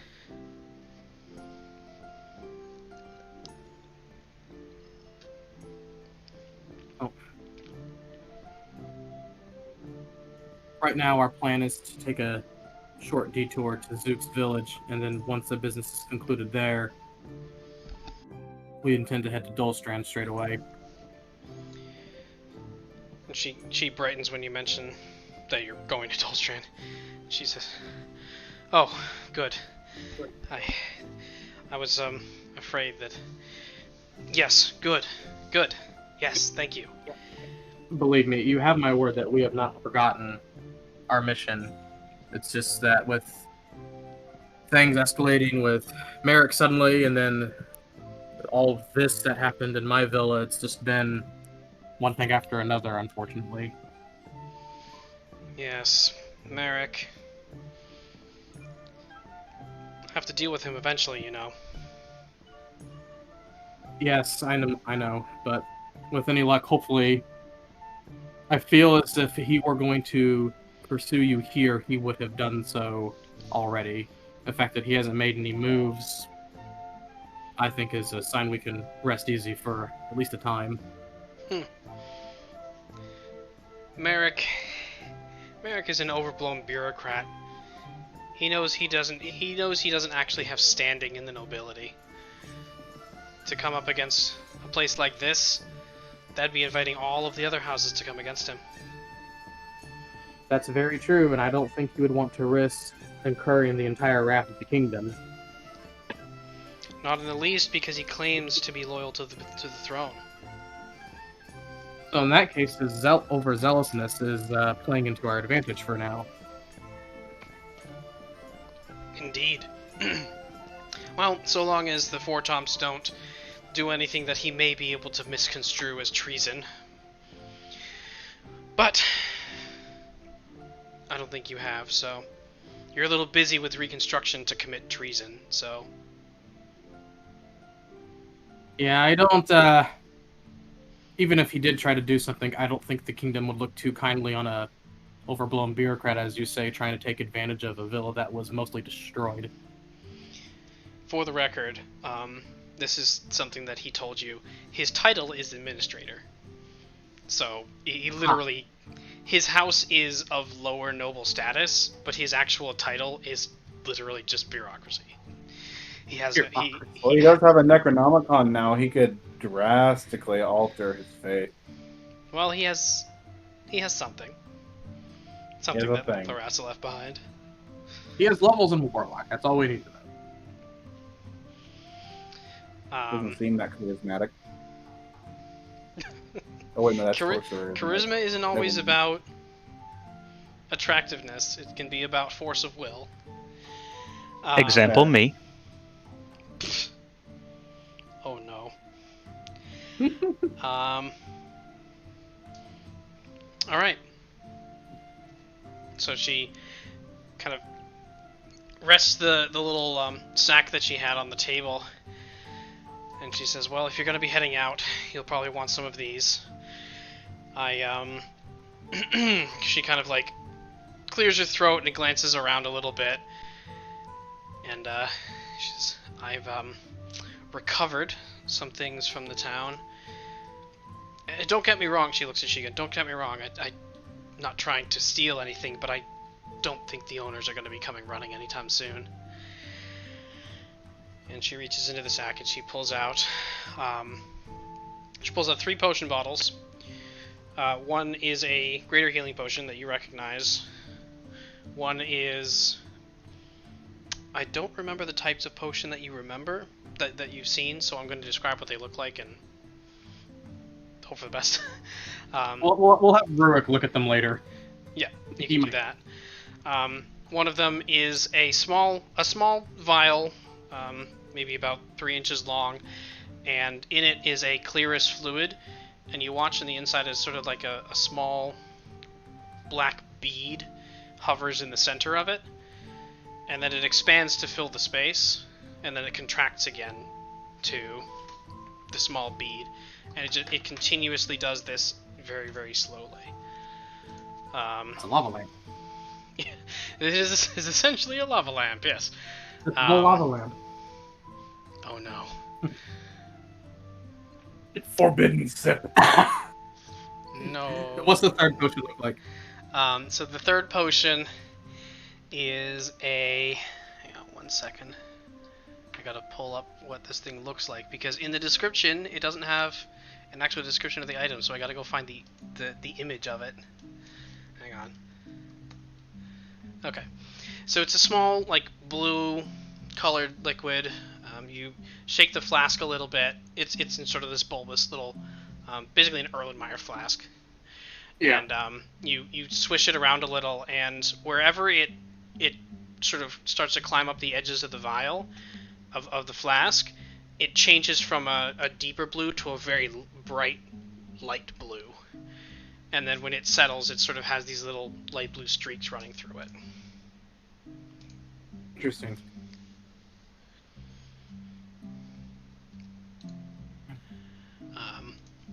So she hands you those 3, and she says, naturally, I'm keeping a few of these for myself, if you don't mind. And given the circumstances, I don't blame you. I think this will be useful then. Thank you.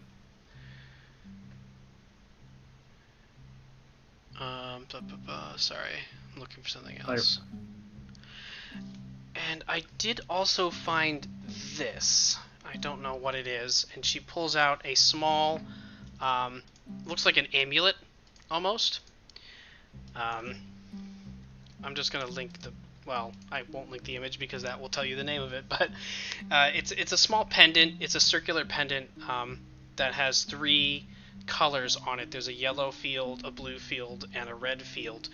And the center is hollow, so it's like a ring, but it's more of a disc. It's about maybe an inch across. And she says, "I don't know what it is, but it's got to be something interesting."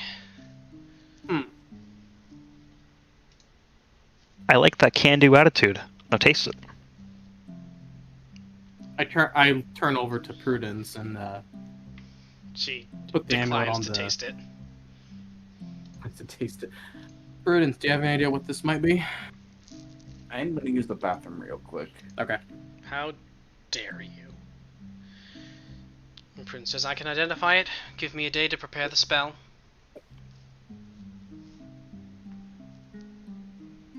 Larasa kind of holds it over in your direction, Prudence. Oh. Okay. Prudence grabs with his grabby feelies. Happy feelies. Can you tell what this might be? I would say not without attuning or identifying. It's it's one of those, like, it's probably magical just because of the fact that it is spotless. There are no scratches on it. You know, typically that's a sign of magic items where they don't get damaged easily, just by the nature of the magic imbued in them. But otherwise, detect magic or identify is what you'd really need.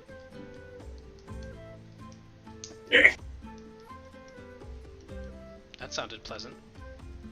Yeah. Okay, so you toss it in the bag of holding. And as you do so, you rip open a tin. No, I'm kidding. Oh no! It was a portable hole all along. Excellent. Next characters. The Monday group. The Monday group has 2 items with extra dimensional spaces, and they keep accidentally almost putting them inside each other, and I keep having to remind them what would happen if they do. And I don't know if I'm going to the next time they do, so we'll see how that goes. The bag resists going in the other bag. How does this work? Roll is written. What actually happens? Because I've heard all kinds of crazy shit. So if you place an extra dimensional space within another extra dimensional space, it tears open a portal to the astral plane. It sucks everything in within a 10-foot radius. No save, just happens. Then the portal disappears. How horrifying! Let's never do that. Somewhere on the astral plane, in the astral sea. You know what? Never put a bag of holding inside of the bag of holding. You go to jail. That's It's an interdimensional parachute. Believe it or not, straight to jail. Not have to go directly to jail. And this is out of game knowledge. Your characters, of course, would have no idea of any of this. Right, I was curious because I've heard so many stories about it. The Monday group knows about it because someone told them about it. Someone who had experienced it, but nonetheless. They managed to make it back. And they came back? Well, something came back. That's reassuring. Fantastic. Well, you know, when you send someone off to war, it's not necessarily the same person that comes back. Things like that. It was a bit deeper of a metaphor than I intended, but going on. Moving on. Quiet moment now in chat. Prudence took. Laura also gave us an amulet, and Prudence is gonna identify it tomorrow. Sweet. And some potions that you should probably taste at some point. Excellent. Larasa kind of pulls the bag off to one side. She says, "Well, just figure out a way to let me know when you start heading over there, and do try to keep me apprised. I worry that if I suddenly lose contact with you, I won't have a way to know. So, yeah, just let me know. It doesn't have Very a well. weight. It is essentially, the weight is essentially meaningless. And it with 3 colorful things. Prudence, would you be willing to keep Larasa apprised of our current situation every couple days? I will ask Prudence mentally. Can you include Larasa in our conversations? Says spell slots are expensive. Can't Rurik do it? Here's what it looks like. Somebody does it. Oh, that's pretty. I like that. Ah, it's a gym badge. It's chrome. Oh wait, no, chrome has green. It's chrome, but it's missing the green. I had to rename the file so it wouldn't give away the name. Oh, clever. I like it, Oh, it's translucent. God, I but wish it doesn't that showed match up. my outfit. I really wish that showed up in the stream chat. God. Anyway. Alright. So, Larasa kind of gives you all a nod and gives a nod to the bartender who holds up a glass to her that they're cleaning. And she heads off and goes back to her room. And Shall we get Rurik and check on the cart?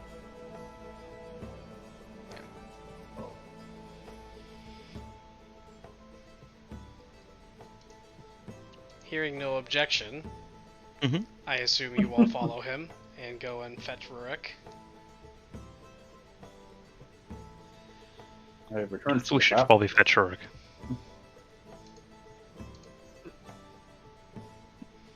Alright, so So you that the actually name on it. Stupid The name is so good. I think that's a name Prudence gave it. Oh, that's its name now. That's what it is. it's canon now that it's called Stupid Pendant with 3 colorful things. Yep. Anyway, so you head back, and at this point, Rurik. Do we know what it does? Nope. No, we haven't identified it yet. Not yet. The one who gave it to Rurik. you didn't know what it does, but she looked at it and said, "Must be magical," and handed it to you. Prudence is gonna identify it tomorrow. And so at this point, yeah, you go to meet Rurik, and Rurik is just finishing up packing up his gear into the cart with Honoroi and Zook. You're just about packed up. You only have a couple of things left, and Honoroi has some things that he forgot for himself, but otherwise, you guys are pretty much good to go. It's a little bit past noon now, probably early afternoon or so. All right, fantastic. What did Larasa have to say? Well, she basically confirmed some of our suspicions with House Talmeyer, and it's strange that no one really seems to know where their home village is. She suspects it might be within Dolstrand, within Dolstrand itself. And she also provided us with a couple of potions. Ooh, what kind? Well, I believe this one is a potion of greater healing, but these other two, I'm not quite sure what they might be. And I hand the 2 mysterious potions to Rurik. Oh, yes. What?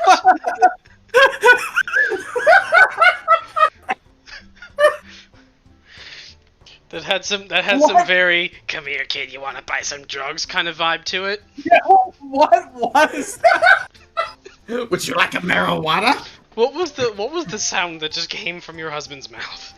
I don't know if I'll be able to do it again. I don't know if I can do it. All right, cutting away briefly. Prudence, you go hunting around for appropriate treats. Do you like look for food, or do you look for something that's like specialty made for cats?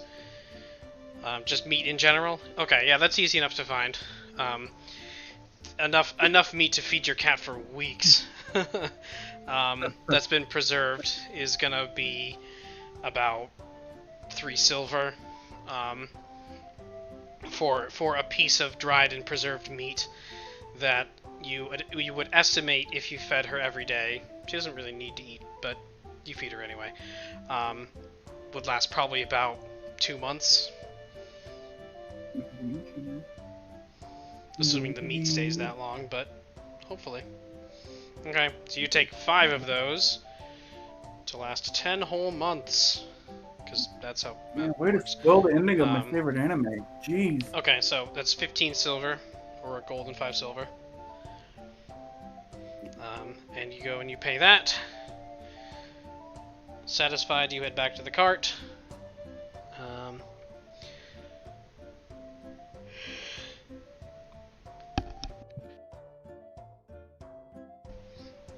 Alright. And you all meet the group at the cart. Honoroy is now finished packing himself up. And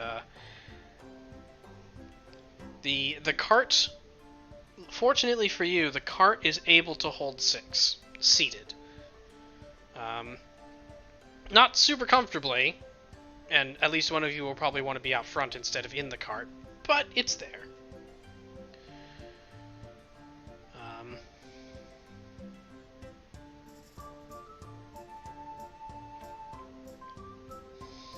Okay, yeah, Prudence. Yeah, that's right, you're a wizard, which means you can cast ritual spells even if you don't have them prepared. Fucking nerd. So yeah, if you just take a moment while everybody else is doing real work, you take your 10 minutes to cast Identify, and you identify the pendant as an Amulet of Equilibrium. Inspiring pendant is made of 3 magic-sensitive panes of colorful crystal. Each crystal is attuned to a different arcane element. If you can cast spells, you can use the amulet as a spellcasting focus while you're attuned to it. The amulet has 4 charges and regains 2 expended charges daily at dawn. When you deal cold, fire, or lightning damage to a single creature while wearing the amulet, you can expend any number of charges to re-roll that many of the damage dice. You must use the new rolls. Whenever you take cold, fire, or lightning damage from a hostile creature, the amulet regains 1 charge. So it's a black mage item. That's fascinating. Interesting. It's actually pretty cool. Well, I can't use it. Yes, your only element is sword. My element is steel. Thank you. That's fine. It's the price you pay for not being a dork. So Prudence asks if anybody else wants to use it. I say it, and you just put it on anyway. Yep. Prudence, does anybody else want to use this? No, and he puts it on. And then he turns invisible. And somewhere far away, a giant fire eye looks in our direction. Oh, you haven't. Oh, you do have one of those items actually. I think. Do you still have What? the Do you still have the Baphomet symbol with you? Yeah. Do we? Who has No. Do I we? think so. You had one Do we? reverse pickpocketed into your possession. I don't know if you. Yeah, and then we got rid of it. That's right. I was gonna say I don't remember if you got rid of it or not, but We got rid of that, yeah. Okay, good. okay. Not in my inventory, so... Carry on.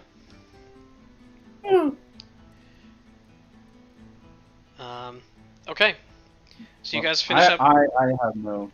and I get have no ready desire, to leave. Next That's a real stop, amulet. Prudence also asked if you can identify the potions. they'll be their own separate castings of Identify, but yeah, you can identify the potions. If you take a half hour, yeah, that's fine. Here, let me just give you the image of. Oops, that's the Monday group. They'd be like, "Why are you putting pictures in here?" The potion is a potion of the blue potion is a potion of Dragon's Breath, the uncommon variant. Drinking the potion as an action allows you to use an action on your subsequent turns to spew dragon-like projectiles. The projectiles are the same as a Dragonborn's breath weapon, whose element and areas of effect are determined by the dragon it was sourced from. Because this is from a blue dragon, it is lightning damage that you deal. I'm expecting ice. Cold. Yeah, blue dragons only. That's a white dragon. The effect lasts for 1 minute. Materials gathered. Yeah, and then there's some information in there about brewing it, but we'll get to that when we get to that. You can use that with your amulet.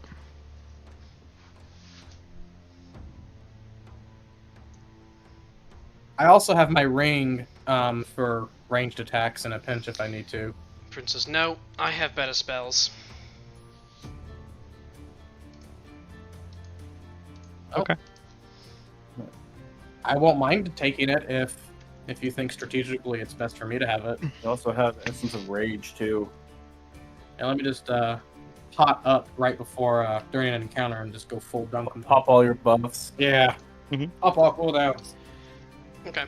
And the So last we'll one. turn our knight into a dragonborn with a ram as a fist. Oh no. The last potion you have is a potion of diminution. Potion of what? Diminution. Yeah, diminution. I said it right the first time.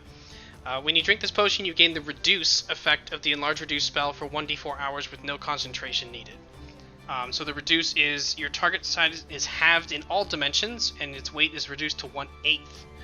The reduction decreases its size by one category, from medium to small, for example. Until the spell ends, it also has disadvantage on strength checks and saving throws. The weapons shrink to match its new size, and they deal 1d4 less damage. Interesting. But it lasts for 1d4 hours with no concentration.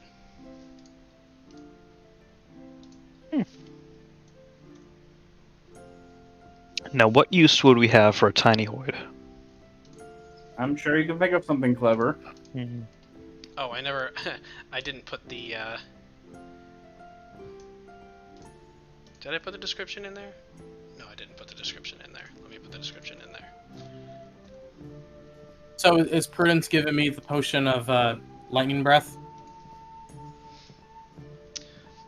Prudence says, probably most useful when we need to stuff someone into a hole.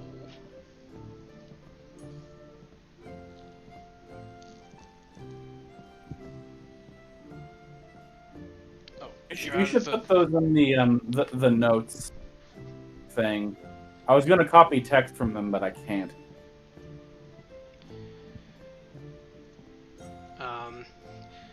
Well, if you actually, there's the source on them, you can. Anyway, we don't talk about that on stream. ER. Okay. So you guys, Rurik is the drug dealer. you That's wrap right. up there, and you guys head out. Yeah. And Honoroi, now that he's had a day to calm down, he seems pretty eager to get going. You can see he's checking and double checking and triple checking things on the cart, anxiously just like waiting for you guys to go as Prudence is identifying this stuff. He's not trying to be a bother, but man, he wants to get out there. And then you eventually. Is he gonna be one of those kids that asks, "Are we there yet?" every 4 minutes? Maybe. Do we have a spare jar lying around? It's an open air cart. Like, I assume he can see if we're there yet. Do you have a jar? Like a jar with a glass lid. I don't know that anyone has one. If you want to go try I and have find one. vials. I'm thinking like a Zelda bottle, where we can give Honoroi the potion and put him inside it, so we don't have to listen to him. That's called a bottle. Shrink him down and put him in a bottle. You gotta poke holes in the lid. Prudence says, Rurik, you should keep the elf lady in touch without Trip. So he's suggesting, I believe what he's suggesting is for you to prepare sending in the morning. Larasa I can do that. Yeah, Larasa wishes for us to keep her apprised of our journey, just to ensure that nothing's happened to us. I think she's getting a little skittish, as it were. I can't exactly blame her. I'd be skittish if I were her as well. I don't either. I did tell her we could do more. Well, I did tell her that once we finish this business in Zook's home, we will be heading to Dulstrand. Oh, we're also going to Dulstrand. Oh, That's right. okay. What's in Dulstrand? Well, we've been investigating some possible issues with House Talmyron, and That's where our investigation has ultimately led us.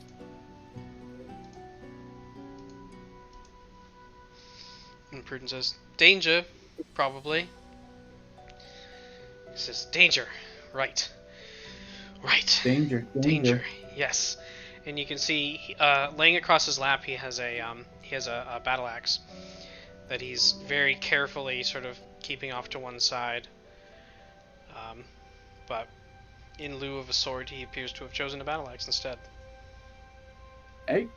And he Whatever Interesting works best choice. for him. He kind of grips the handle when Prudence mentions danger. He kind of nods a little to reassure himself, looking at all of you. Okay, so you guys head out. I assume Zook is going to be doing most of the navigating because he knows where you're going, and you don't. So I That would guess, be correct. I guess Hoyt added the healing potion to his inventory. Yes. What kind is it? Oh, you added it to yours? Okay. It's a potion of greater healing. Thank you. Okay. I mean, I don't mind who takes it. I just want to make sure that everyone. It's accounted for. Okay. I added mine just to make sure it was accounted for, but I can strike it from mine if you've added it to yours. I have the dragon breath potion. Okay. Who wants to hold on to the other weird reverse Viagra? Oh my god. God. Okay, it was cold, alright?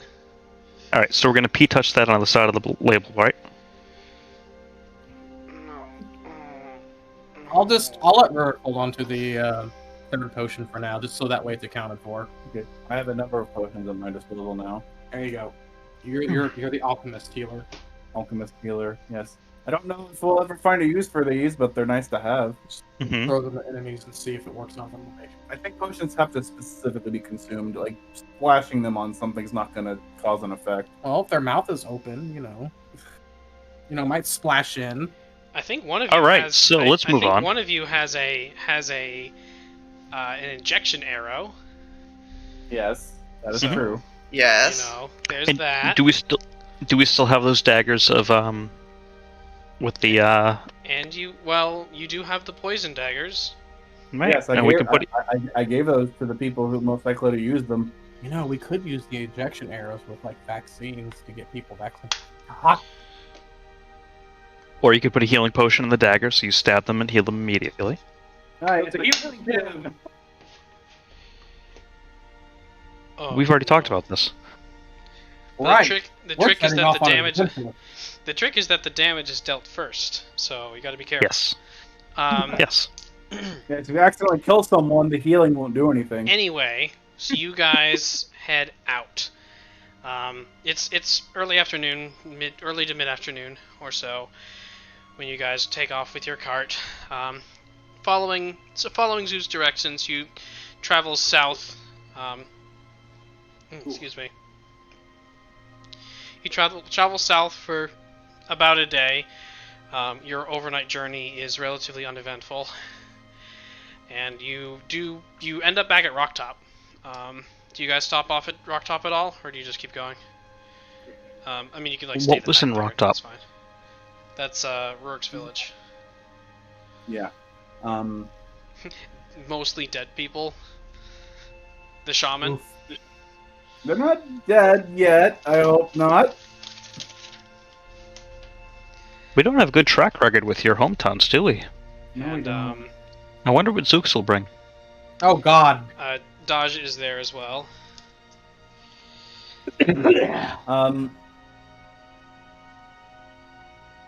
I don't really have anything pressing to stop there for.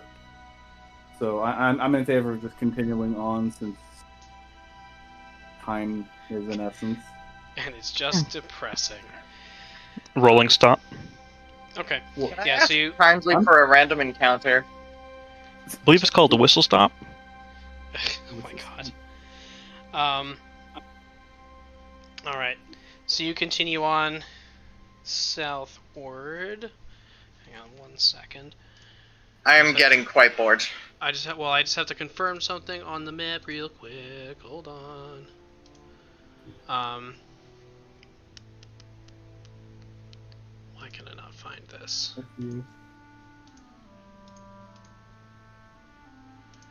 That's not what I was looking for. There we go. Alright. So, let me... Alright. I will be right back. Give me, like, 5 minutes, okay? Sure. Oh, okay. DM gotta go poop. Time to talk about the DM. Excellent. Well on stream.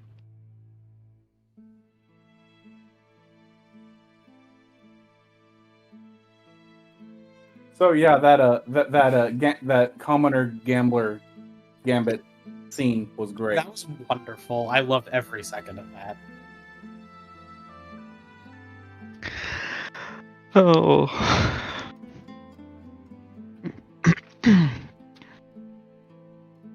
The Great Modern Migration. It's a modern.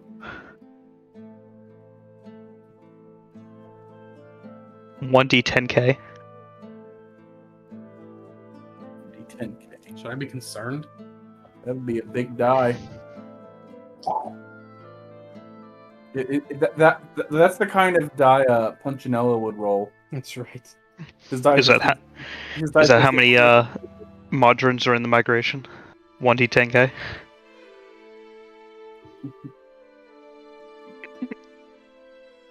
So it could be 9,000. It could be 3.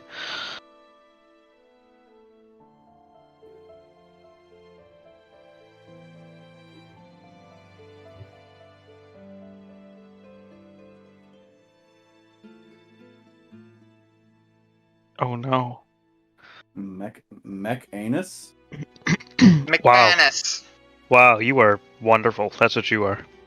Mechanus. Yep.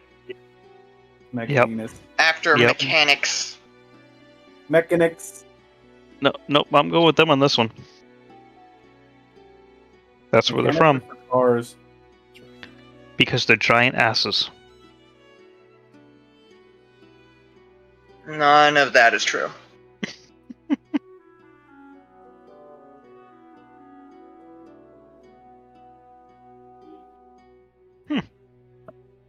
I strongly suspect we're gonna have at least 1 or 2 random encounters on the way to the village. I hope so. We have a whole hour to kill stuff, so. It would be nice to have some combat again, because we haven't had well, technically the dragon combat. I don't count the But dragon. that was just a little. that was more pants shitting. That was a little one-sided. That was combat. And we survived it. In the technical sense, yes. Achievement unlocked. And poor poor Honoroy gained 3 levels that day. And 3 chest hairs. And 3 chest hairs. He saw his life flash before his eyes, and it was. What level is he now? I'm actually not. I don't remember off the top of my head what level he. And he gained the experience from his from rewatching the tape. Ouija.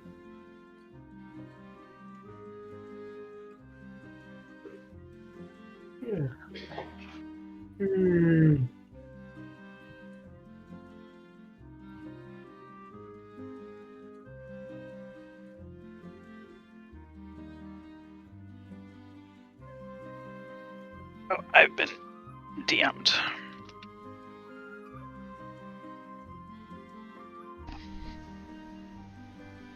I'm just coming back and reading the conversation in the gameplay channel. Now I want to know what was going on while I was gone. Mm-hmm. Good Talking about lord. mechanical anuses. What? Why? Prudence brought it up. Why do you do these things to me? Oh, you see. No, I don't. No, don't tell me. Demonetized. Oh, and we correctly pronounced Mechanus. You mean mech anus? Yes. No, God, no. You're welcome. So instead of the clockwork stallions, it's the mech anus stallions. No, God, no.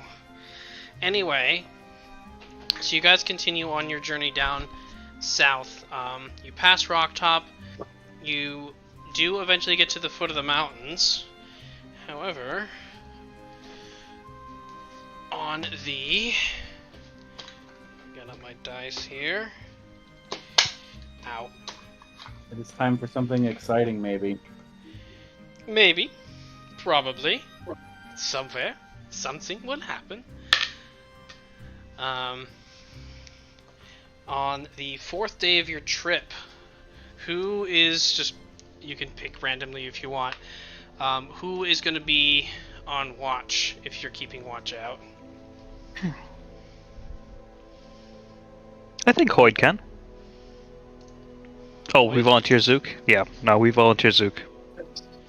He's got the passive perception to see everything, ever. That's true.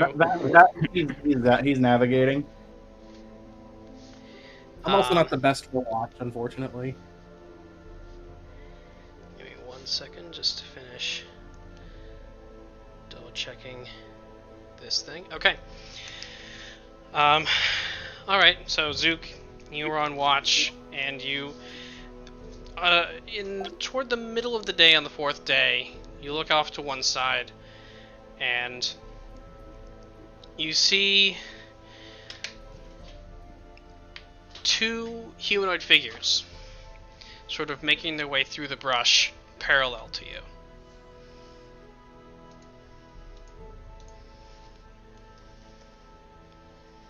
Can I make out anything more about them? At the distance, they're tall. They're taller than what you'd expect the average human to be. You can see at this distance, you can see they're fairly heavily armored. And you look over in their direction, and one of them turns and spots that you're looking in that direction. Both of them stop. And they start to step away from the trail, away from the path.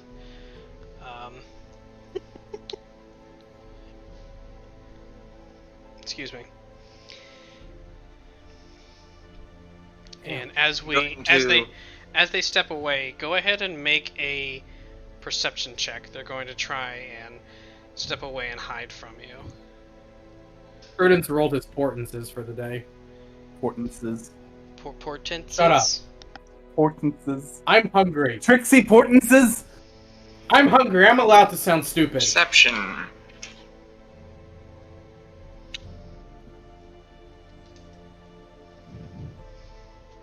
This.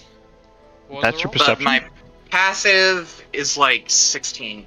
So this, unfortunately, passive wouldn't overrule because this is an active look that you're doing. And you do manage to lose sight of them, unfortunately.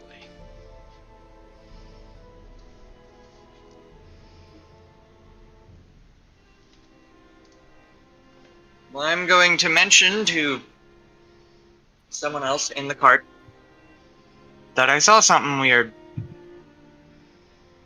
Weird, you say? Yeah, I'm gonna mention what I saw. Pick somebody. Yes, the cat. I mean, you To, can, I don't know.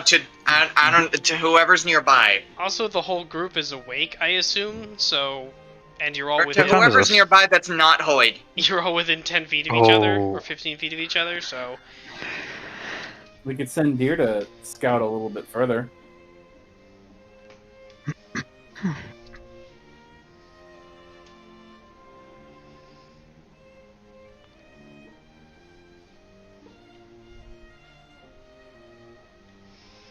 Prudence says, absolutely not. You're more disposable. Wow. Well, deer can fly, be small, and nimble, which is the opposite of Rurik. White.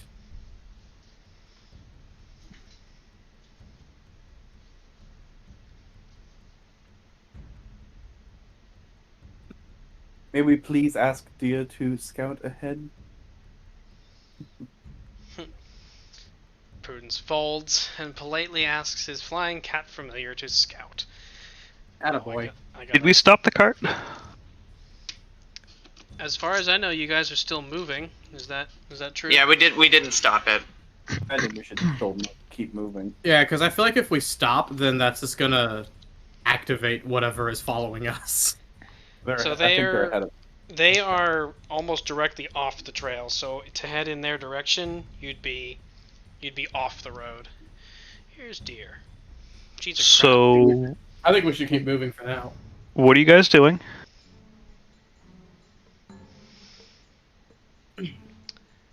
So you send. Zook thinks he saw something out in the bushes. I see. Okay. You send deer out flying off in that direction to see if she can spot anything. Go ahead and make a perception check. And this would be visual based, so I think she has advantage. Is that a Tresson thing? I forget. No.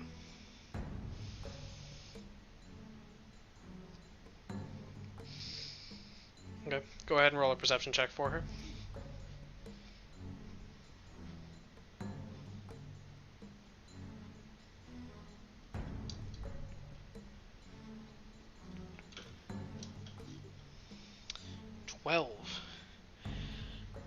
That is just enough. That's what they rolled for their stealth. That's why Zook couldn't see them. So going from above, deer spots two humanoid figures heading back to what appears to be almost like a hunting shack of some kind. Heading in that direction. And there are... she does have to get a little close to do it, but not too close. They appear to be almost goblinoid, but they're really tall. They've got red skin instead of green, so you can be racist. Yes, so they're higher level. Higher level. They're palette swapped. They're high goblins. And you can see they've got these sort of flat noses and broad set jaws. And as the two approach from the road, there are two more of them on the outside of this hunting shack, and they both seem to stand at attention as the other two approach. And she watches they are discussing something and arguing about something, but at this distance it's hard to make out. Also, I don't know that you speak the language necessary to understand, so...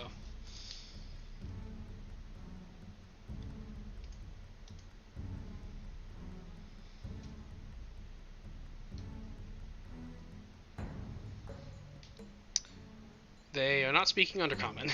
They are speaking Goblin.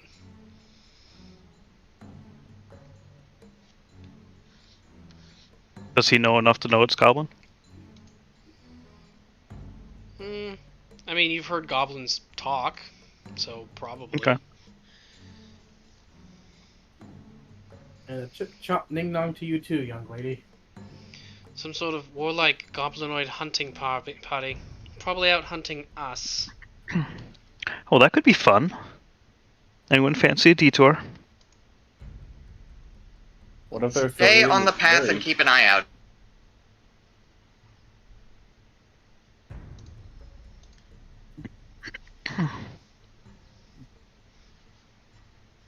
Have we been the only people on the trail? No. There have been... It's not common to come this far north. But there have been occasionally one or two travelers, typically traveling... where you are, there's like one or two people that you've passed, but not many. Prudence says, maybe just in case, let's cast Rary's telepathic bond. So it'll take an hour and 10 minutes to prepare that ritual. Because it's an hour and then plus 10 because it's a ritual, so. Mm-hmm. Okay, so you set that up. You guys doing anything else? Yes, and Deer will come back so she does not die.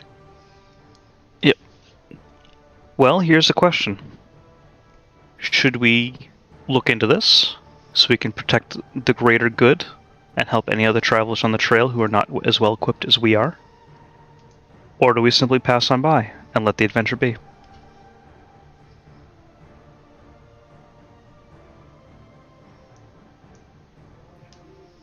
Princess, I vote for option 1. I feel we're in a bit of a hurry. Well, there's only 2 of them. It wouldn't take too terribly long, and I think there were more. just more.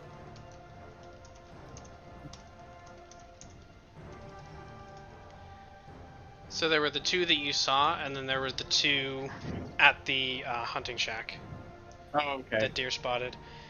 Princess, we're always in a bit of a hurry. Zook? If they're I suppose that's fair. if they're goblinoid, they might be affiliated with Jerry. Jerry? Oh right, Jerry, the goblin, sort of goblin. There's a goblin. Yeah, just was smarter than most goblins. Smarter than the average bugbear. Mm-hmm. What bugbear? And I, The your geriatric village, goblin. I'm sure your village is fine for the moment. They've been fine so far. Oh, geriatric goblin. I got it. And we can Don't- have an immediate Don't patronize me. impact on the safety of travelers on this road. I think we should do that. Okay, but don't patronize me.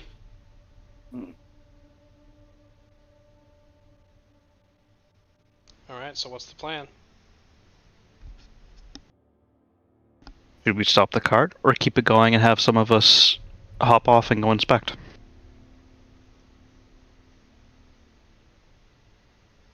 Oh, Prudence is I'm currently... stopping the cart unless someone asks me to.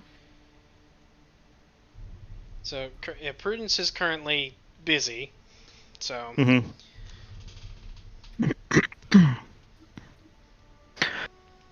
Zook, you and I could stealth around and go find out.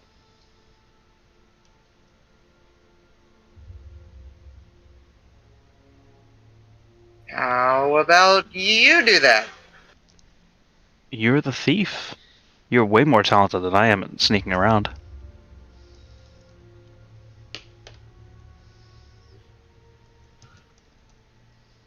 Well, there's always good opportunities to learn. As reluctant as I am, I do agree with Hoyt in the fact that I don't feel we should be leaving possibly armed bandits just laying by the road, especially on a route that leads to my villa. I'm inclined to agree. Okay, I'm going then it's to- decided. We should at least find out. I'm if they going are to stop the bandits. cart Right. and You know what, Zook? I will go look around. You stay here and protect Prudence. I'll be back. sure. Remember, you're just to look for, just to gather information and see what it is they're up to. If they're just foragers and scavengers, then I see no reason to attack them. Although if I'll they keep that notice in we mind. Stop, they might be suspicious. How long does guidance last? minute, Okay. I think. I will double check, but it's not very long. Okay. Prudence says, don't get into a fight before the spell's done. Yeah, guidance is a minute. Okay. Sorry. I will take my time and look around very carefully while stealthing around. Alright. Just so get the bearing. So is it just you that's going? I don't know what the actual decision was. Yep, apparently. Okay. Go ahead and make a stealth check. Yeah.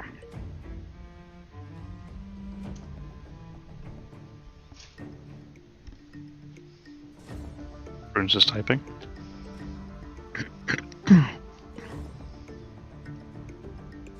Wondering where the error. I was wondering. Oh, about that is the much error. easier. Of Rari's telepathic bond? Ooh. Yeah. Oh, okay. Well, Hoyd thinks he's invisible. You have a spell that makes you invisible. Oh, I know. So what was it that you rolled?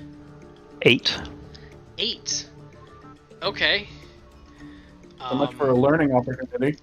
Well, their passive perception is 10. Just gonna throw that out there. Sure. So you sort of start wading your way into the brush, and I mean, after a certain point, even you can tell you're not doing a great job.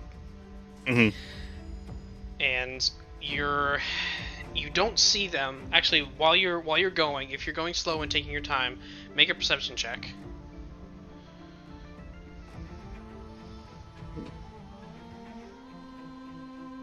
You know, I should always remember what my perception bonus is. 14. 14? Okay, yeah.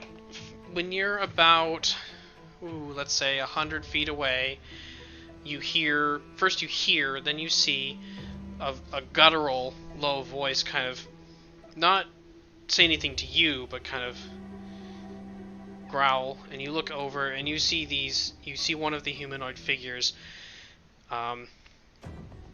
sort of crouched by the side of a tree, trying to look small, but they're not doing a very good job of it either.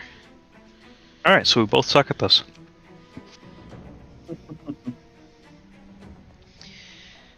And when you turn and you spot him, he sees that you've seen him, and he ducks around and starts to scurry off in a direction away from you. How far away is he? About 100 feet. Actually, no, probably less than. In order for him to see you, you'd probably be 50 feet-ish. 50 feet? Yep.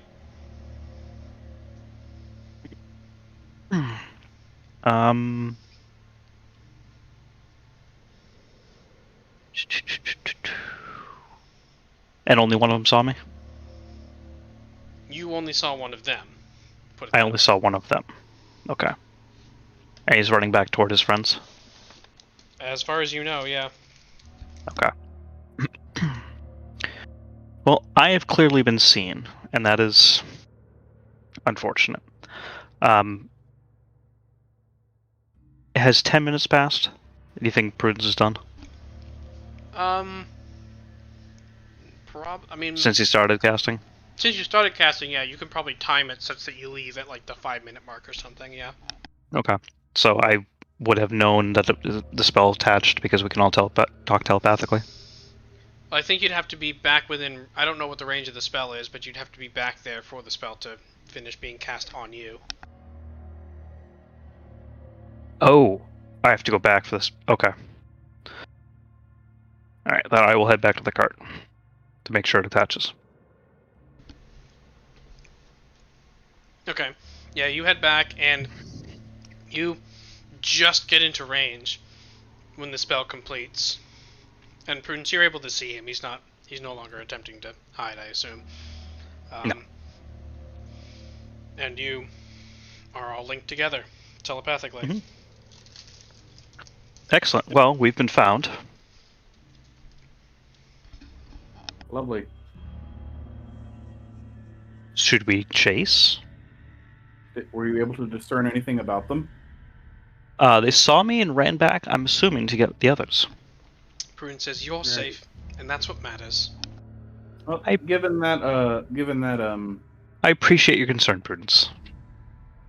given that, the opportunity for stealth has passed, perhaps we could ascertain their business and react accordingly. Yes, we could definitely do that. And since stealth is long gone, I suggest some steel. So much for that learning opportunity. Oh, I learned plenty. I meant about stealthing. Oh, yes. So, Shigun, would you like to lead the way? Well, considering we're possibly Well, dealing, he moves the map. considering we're possibly dealing with bandits. Yep. Well, I don't think they're going to leave us alone. I'll lead the charge, but if we can avoid a fight, I'd like that, but if not, then so be it. Excellent. Again, I will keep that in mind. Okay. Did I never got you Honorroy's stat block, did I? Maybe? Crap, I'm drawing I don't think I blank did. now. Yep, that is certainly random. For our as we approach, assuming our formation involves Shigun at the lead, I would like to have Sanctuary prepared with Shigun as the target at the first sign of aggression. Okay.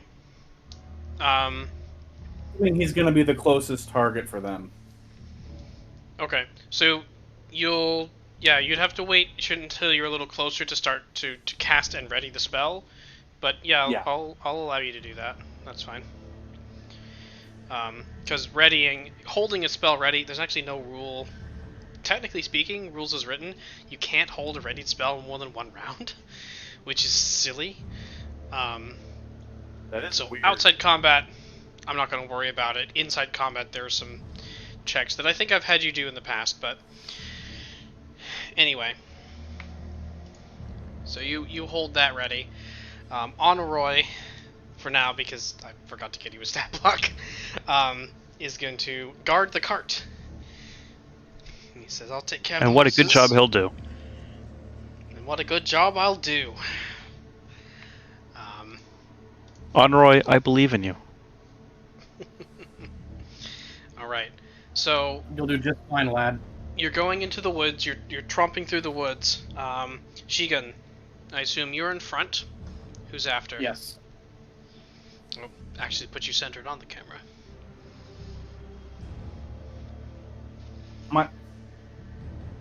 Just to be clear, my thing with Sanctuary is basically you should be the only target in range if they decide to attack immediately, so that way they can't hit anything else.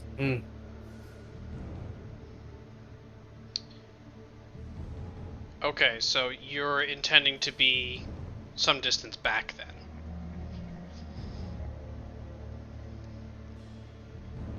then. Effectively, although I can be behind unless Prudence wanted to be. What's the range on Sanctuary? Good question. Let me double check. That would be 30 feet. 30 feet.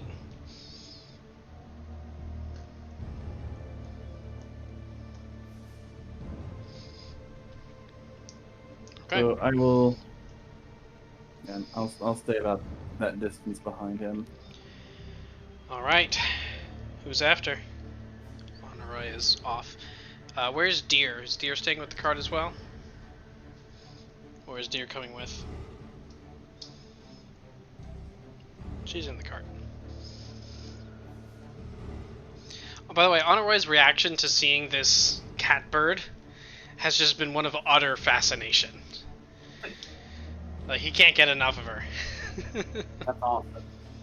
Decidedly. Yeah, And now he can talk to I was her. about to say he'll be able to talk to her too. That's right. You got... you have Deer's demure purrings in your mind now. That's some adjectives for you. Alright. Zook and Hoyd. Mhm. How do you guys want to arrange yourselves? I thought I was in the cart. Are you staying in the cart? They're advancing to approach the bandits. I'm gonna fall right behind Shigun. Well, I'm staying in the cart. Oh, okay. Stay in the cart with Honoroi then. I was told to, and I'm not really interested it in this is situation here. It is about 200 odd feet from the road to where their actual thing is, so it is some distance away.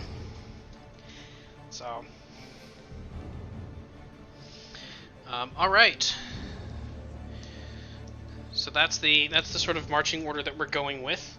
You start heading in that direction. No attempted stealth. Just start hacking away in that direction.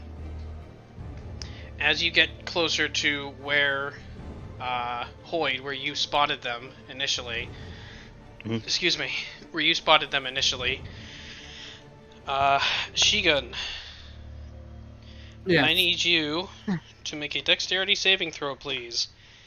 As you're boy. tromping through the woods, you catch your foot on what appears to be either a rope or a twine or something, and Hoyd, since you're right behind him, make a perception check as well. Or sorry, make a dexterity saving throw as well. Okay. I rolled a 3. Whatever it is, it got me. Probably. 23. So you dodge it. So Hoyd, you managed to hear it just in time and tumble backward. Mhm. Shigun, you find yourself scooped up in a large net, and you're dangling now about 10-15 feet off the ground. Oh, lovely. That's And- like Return of the Jedi. Oh wait, there's more. You also, actually this might be negated by your armor, but you also find yourself, there are these little, small little barbed hooks on the inside of the net. So you take, oh thank god, 5 points of piercing damage.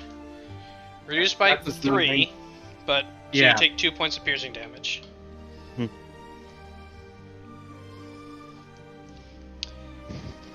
And with that,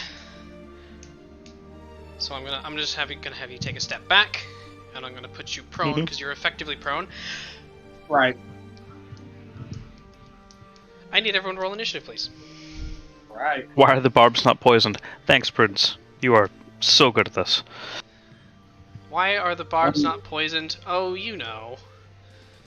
I believe at this point Rurik would be startled enough by that action to have released Sanctuary on Shigun.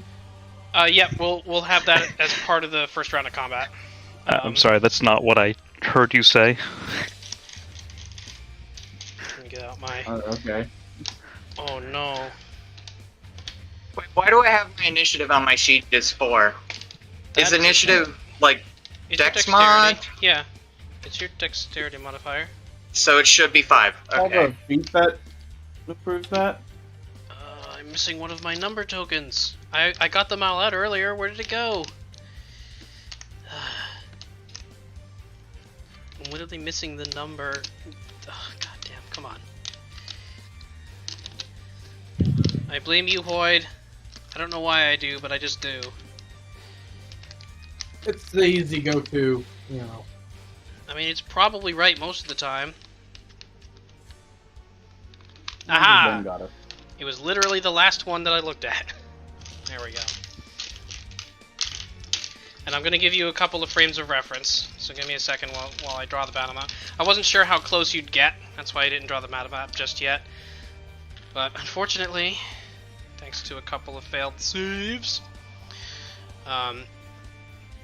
So this whole area here was part of the net trap. So there's your frame of reference there. The hunting shack is about 80 feet straight forward, so it's off the front edge of the map. But you do have a number of fairly large trees. The road is about, actually, it's actually off the edge of the camera, so it's, I'm gonna draw an arrow. The road is that direction that you can barely see because of the way the light is reflecting off the battle map. But the road is up off in that direction. There are a cluster of trees. Alright, so you have a couple of frames of reference there. Not super great, just because of the fact that you're in a hilly sort of forest area. Okay. Coming from the top. Hoyd, what is your initiative? 14. 14. Prudence. What did Prudence get? Someone Prudence rolled a 16. rolls a 16. Alright. Rurik. 4. Oh, buddy. Shigun. 13. 13. I Not got bad. a lot. Alright, and Zook, although you're pretty far away.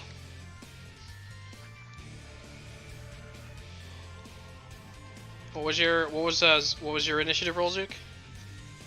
I rolled 16. And I can move like 75 in a turn if I go as fast as I can. So like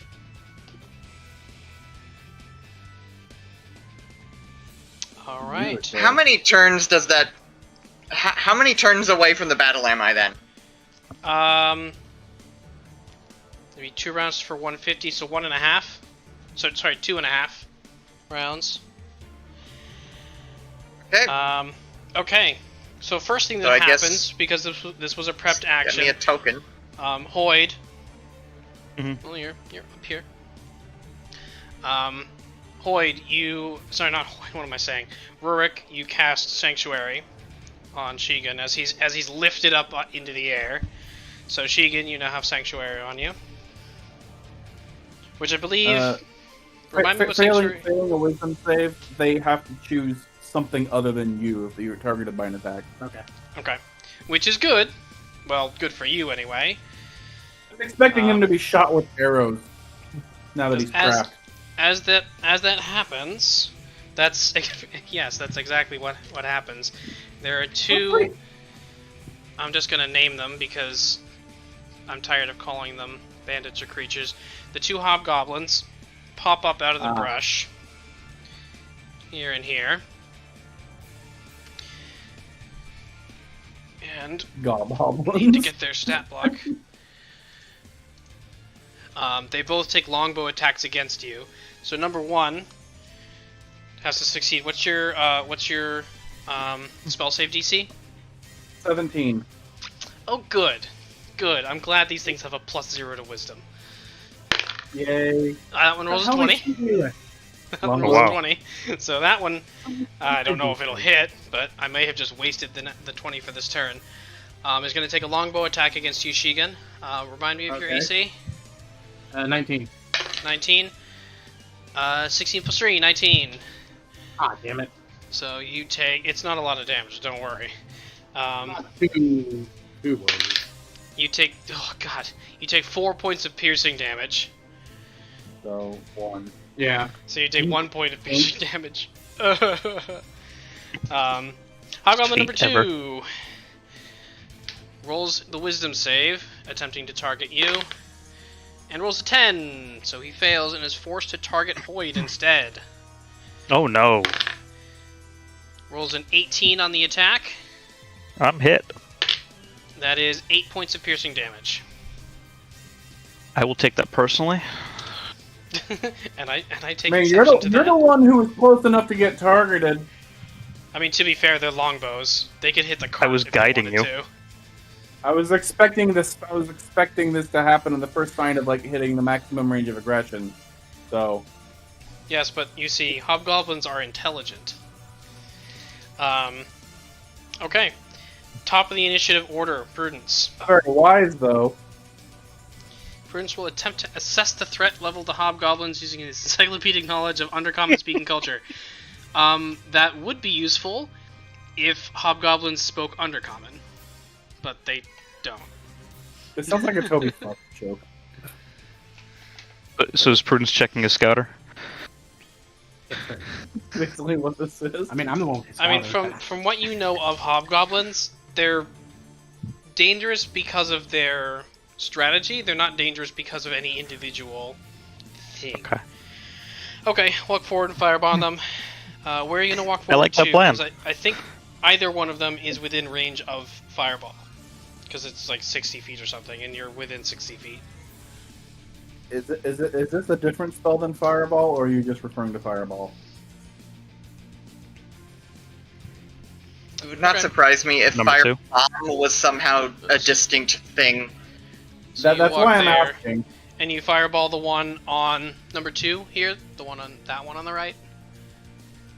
Whichever right is fine. Okay, whichever right is fine. Okay, so you fireball. Spell save DC. I think it's 16. 1H. Yes, 16.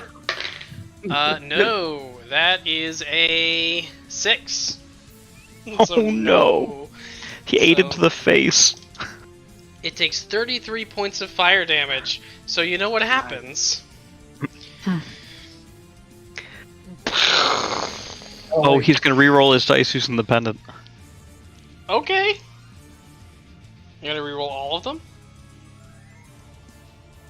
Or I think you can reroll as many The as you 2. have charges. So you reroll the 2.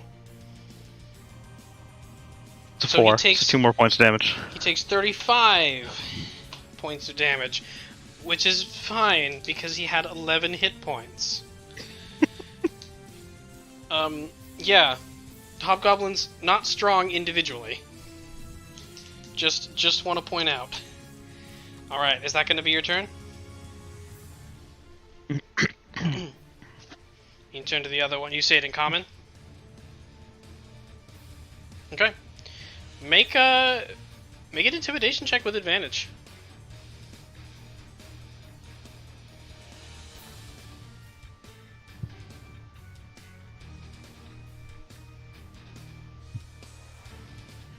$17. Okay. We'll see what happens when it comes around to their turn. Hoyd. Do I see where the rope is leading to this net? Yeah, it's pretty much straight up. But is there a tie off on the ground? Yeah, I'd say you'd be able to see it. So it goes straight up, and this is the tree that it's on, so it'd be on the other side of this tree. Okay. So I'm attempting to get him down. That's where I would go to release him. Most likely, yeah. Okay. I'm going to use my mantle and inspire everybody with their temporary hit points. Okay, so you use your Mantle of Inspiration. Mhm. And I will give it to the 4 of us here. Okay, the 4. Well, because I think the only one of you is out of range anyway, so. Right. Okay, so now if you would like, Rurik and Prudence, you can use your reaction to, I think it's up to your movement speed, right? Yes. Okay. Immediately. Prudence, where would you like to move? Get in range of what?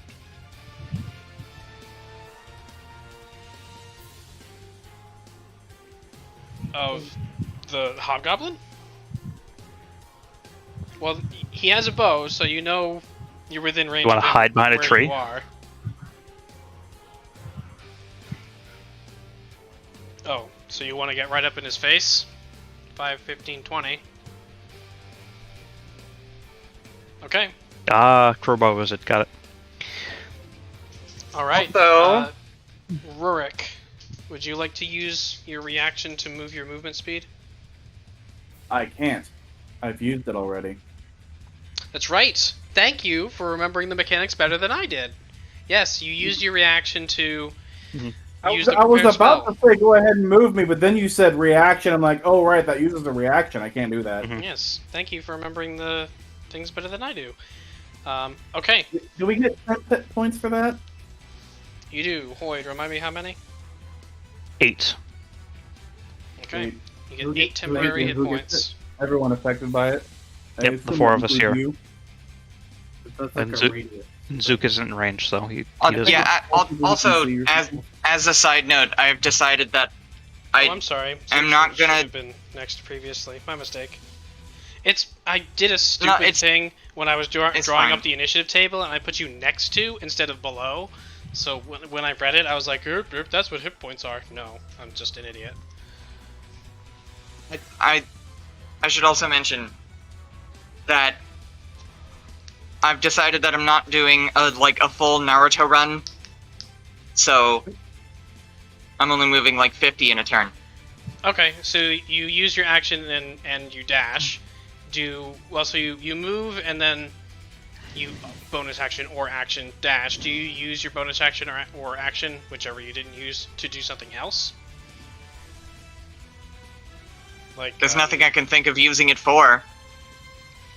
I don't know. You can do the, what is it, the defensive thing? I forget what it's called. If I can There's an action where you can impose disadvantage on attacks the next turn. I just don't, for the life of me, don't remember what it's called. But it's in the same. Defensive action. I guess It's I the can dodge do that action, right? then. Dodge action. Thank you. Yes, You're you can take the dodge action, which any attack on you over the next round will have disadvantage. Okay, yeah. I guess I'll do that. Okay. So Hoyd, you bonus action mantle.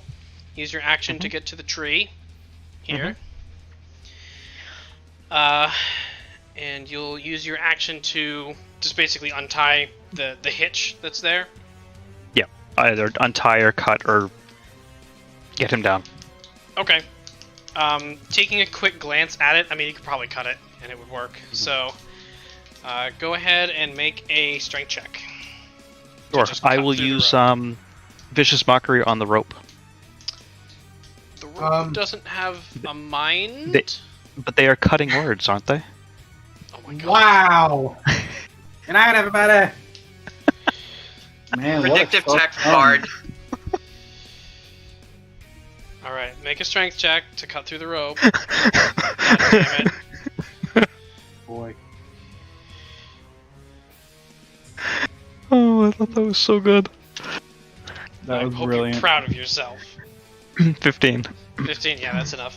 You cut the rope, and in doing so, there's a motion where, the rope lashes up, you duck out of the way, and,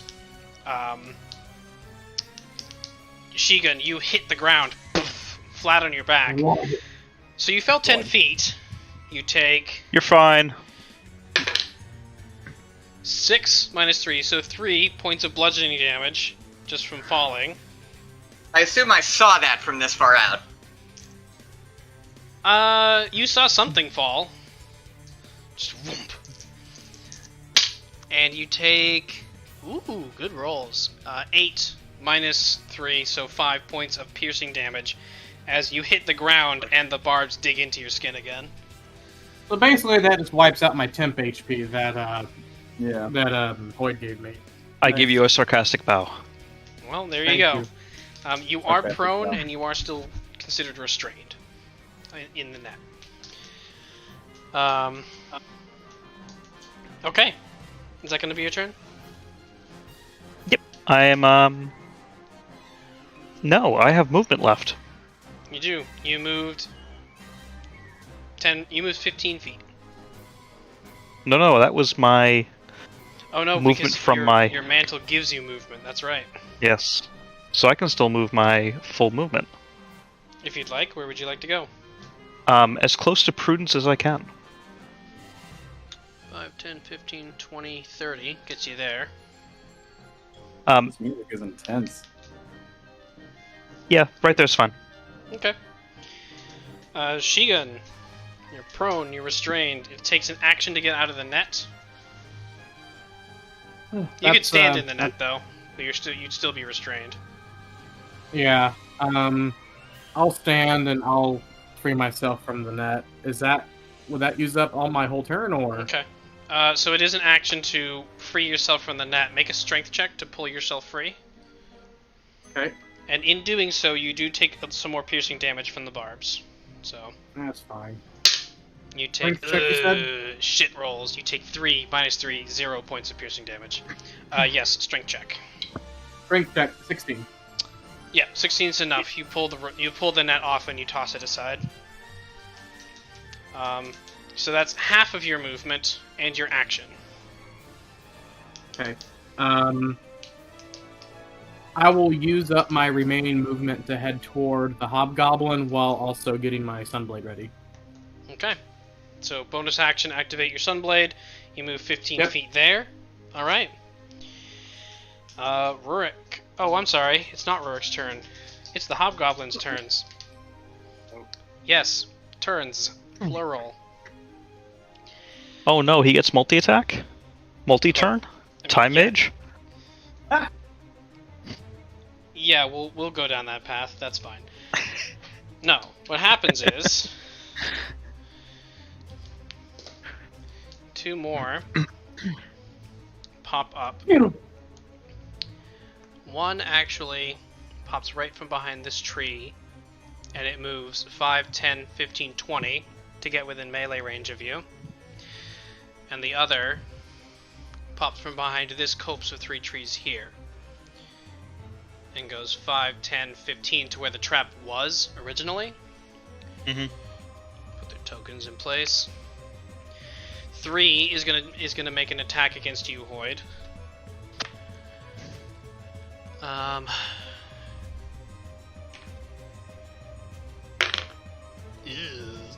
That's a 10. Nope. So, no. The other one is going to make a longbow attack against Rurik. How Oh, far that's away much are they better. from me? That is 17. Which... oh no, that still that's a doesn't no. hit you. Damn! Either way, that's their turns. And you can hear they start barking they start barking orders essentially at each other in Goblin, which none of you speak, so.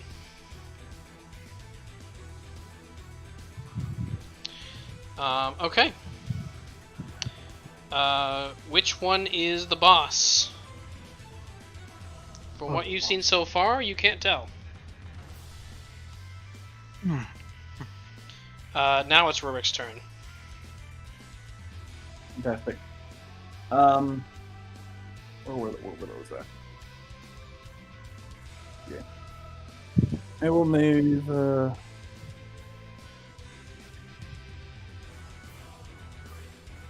I will move 25 Which, feet. sorry, spoiler alert, forward. Prudence. Sorry, spoiler alert, Prudence. It was not enough to intimidate them. I'm sorry. Sorry, go ahead, Rurik. I'll move maybe 25 feet forward. Just straight forward? Actually, if I move my max distance, how close can I get to Hoyd? Oh, to Hoyd? Yeah. 5, 10, 15, 25. You can get right next to him. Okay. That's not a...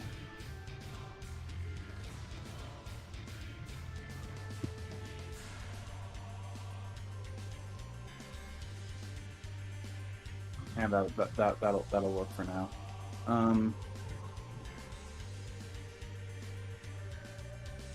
I'll use a spiritual weapon. Okay. You'll summon your spiritual weapon. How does upcasting this thing work again? Is it 2? I believe it deals more damage when you upcast it. Alright, it has to be upcast 2 slots above the second, so... Yep. I will before it does anything. cast I'll upcast spiritual weapon to 4th level. Okay. Where do you summon it? I will summon it over to the hobgoblin that's further away from us. 4? So number 4? Yeah, that one. Alright. Go ahead and take a swing on it. Casting it at 5th wouldn't do anything.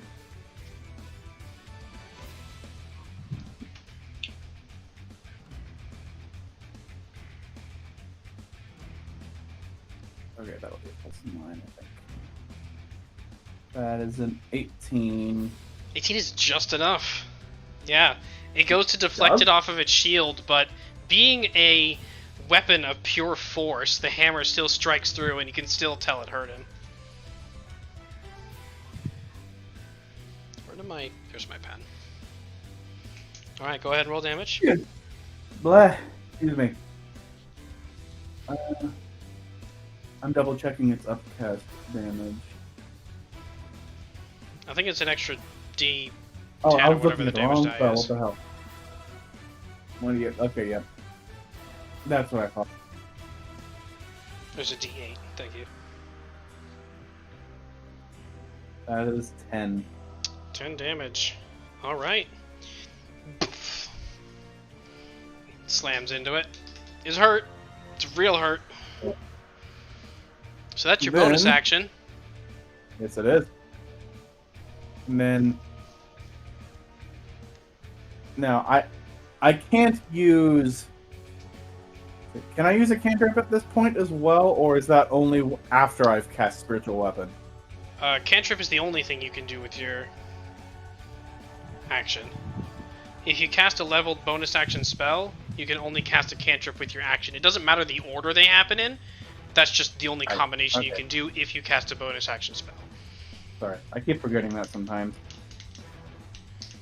And I will See that did. That's no. You'll do the do. I shall follow up with Sacred Flame on the same one. Okay. Dex save, right? Yes. Spell save DC? But they do 17, they get no benefit from cover.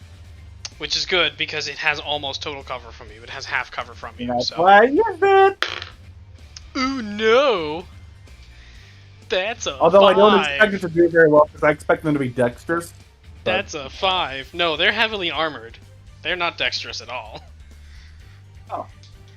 okay. I was expecting goblinish things to be more agile. Big goblins, basically. Dexterous laboratory. Alright, go ahead and roll the damage for for Sacred Flame. Sweet. So that is 2d8. The DC is 7. And then there we go. That is 19. Do you add your... I mean, it doesn't matter because you still killed it with a 10, but do you add your ability score to Sacred Flame? Oh, You my do bad. not. I added the wrong number. You actually don't add It's anything to it. It's just the d8s. Oh no! Because you're a light cleric. Never mind. You add shit because you're a light cleric. I keep forgetting about that.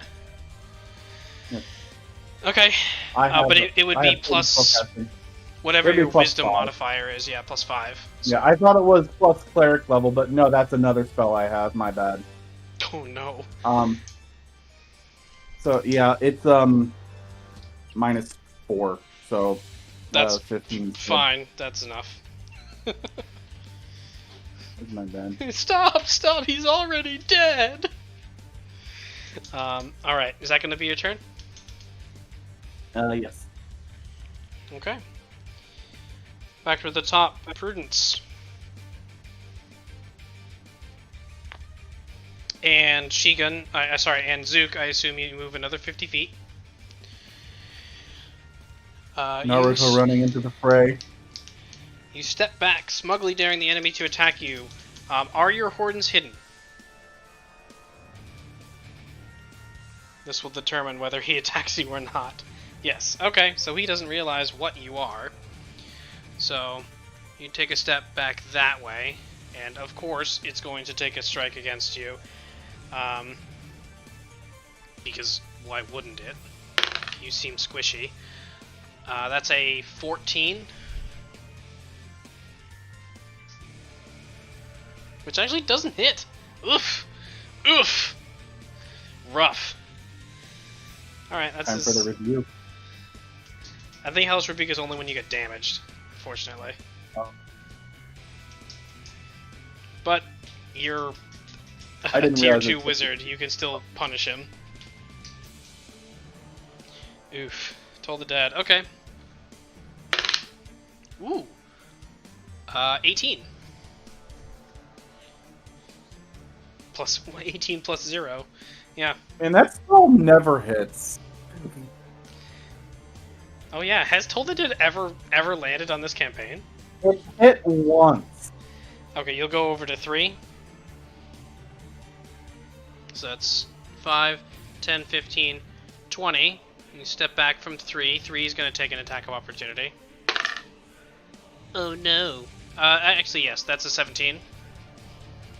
So he does hit you.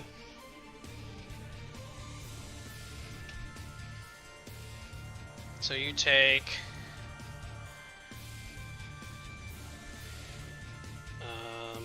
that's not a D10, that's a D10. 11 points of slashing damage. Okay, so he fails his dexterity check against Hellish Rebuke.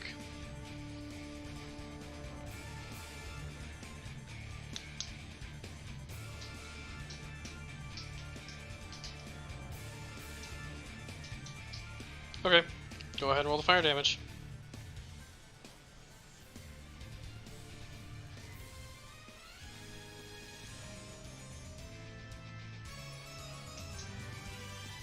music is all over the place. This is all from the same game. No, I just think Can this you- particular song feels very chaotic in its intonation. Can you say the game on stream or just type it out? I mean, I can. It's called Orcs Must Die, but that's not very easy to Oh. Google, so... you dealt triple his hit points. That was weird. Connection hiccup there. Yeah. Can you still hear us? Yep. Okay, good. Okay, our connection hiccuped for like 1. Yeah, everything went silent. Like as soon as you said the game name, it went silent. So at first, thought no. was, oh, The YouTube ninjas. you angered the YouTube ninjas. Oh no, we got DMCA. So you dealt quadruple his hit points Oh shit! in fire damage. Okay. And that's your turn. Zook, you've moved another 50 feet. Boyd. Has one taken damage from us yet or no? Nope. Okay, I'm going That's to why move. he's still standing.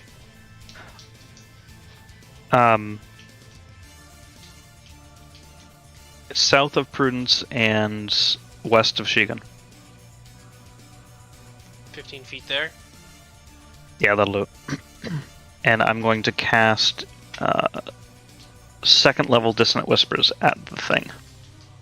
Okay. Wisdom save? 16. That would be a 7. Okay.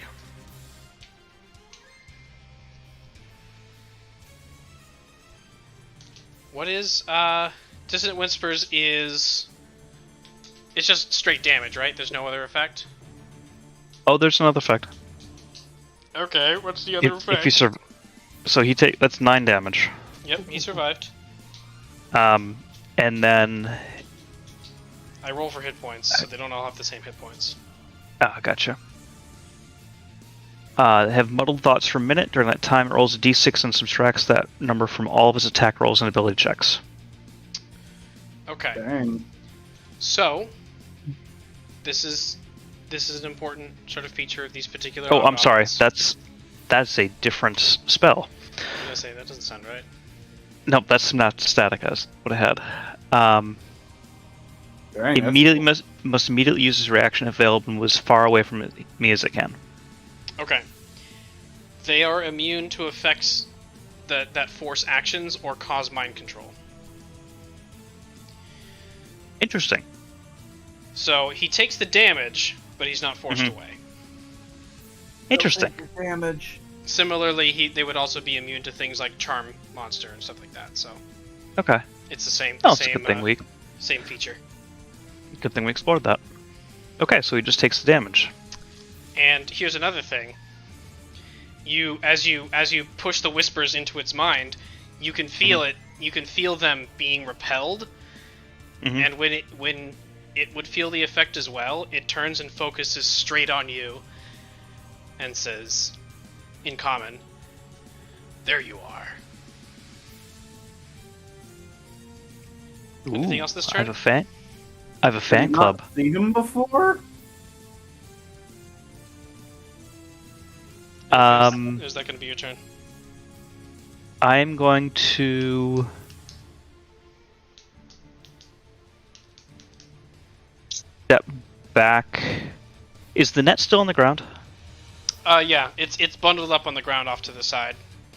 I'd say. Is it still an just impediment? randomly, it's right here. Is it still an impediment? If you try to walk through that space, yes. Okay. I'm going to move To still have three hooks on it. 3 blocks north in between Prudence and Rurik. Okay, so you moved 15 and you move another 15 to get back there. Yep. Okay, is that your turn? That's my turn. Sounds good. Shigun. All right. How much damage has this hobgoblin taken? Like, how bad's he looking? Oh, he's hurt. Oh, He's hurt? trying not Alright, to well, make it show, but oh, he's hurt. Oh, wow, we're gonna So his brain is bleeding a little bit. beat his His brain is bleeding. Not as much as you would have liked, but We are going to change that real quick. I'm going Oh, to no. approach him and take a swipe with my Sunblade. So casual about murder. Well, I mean, I am Okay. death. Oh yes. So, Your steel flavored death. oh, you're gonna hate me. You step right next to him. Make a dexterity saving geez. throw, please. As you trip Okay, another well, trap. I preemptively rolled an attack roll, so How did Boyd not trip that? he's Hoyd. Because I didn't stand in that space. Hoyd didn't Okay, go this is my there. dex Hoyd went here. Oh, I rolled an 11 for my dexter. Yeah. Fortunately for you, the DC of this is 10. So you just managed to duck out of the way as another net picks up off the ground. But you managed to Yeah, we're step, not playing that game again, step Hobgoblin. away. And he says, "That's fine. It wasn't meant for you." Anyway, do you want to use the attack roll that I did just earlier for Oh. my attack? I'll use that attack roll. That's fine. Okay. Okay. I'll use it Does a because it 15 hit? misses. Okay. Well, I have a second attack that I'm going to make. Yeah, you do. Because you're a fight owl. 25. Yeah, that'll hit. I'm pretty sure just your Whoops. bonus is enough to kill it. Yeah, your bonus is enough to kill it. 15. I rolled an 8 on the damage. Wow. You Do we have a case of bisect it. red mist? You bisect it with the sunblade, and he crumbles to Nice. the ground.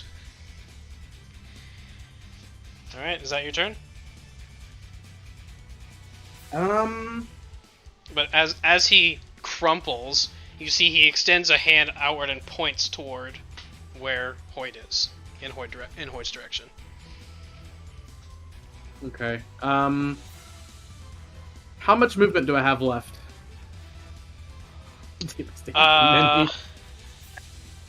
Where'd you move from? You moved from here, so that was 5, 10. You have 15 more feet of movement. Start moving me diagonally towards the rest of the group. Okay. Bam, So, bam. Is that fine? Gets you there. Yeah, that's fine. Okay. Okay. It is the remaining hobgoblins' turns. You see 2 more. Yeah, this just in. More nets! Nets for everyone!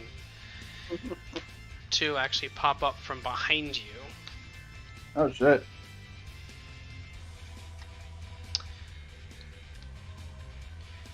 And first thing, Hoyd, make a dexterity saving throw, please. Sure. As a dart whizzes at you from one of them. 14. 14's enough, so you duck out of the way of the first dart. And this one actually has to move to get an angle on you. 15, 20, and has an angle on you. Make a dexterity saving throw.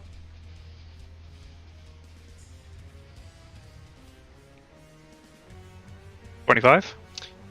Fine, be that way. The second dart whizzes past you as well. They will both... Actually, that was their actions. So now the 2 of them are actually going to break away. That one used 20 feet to move in, so 10 more feet. And this one uses 30 feet to move away in the other direction. What kind of line of sight do we have?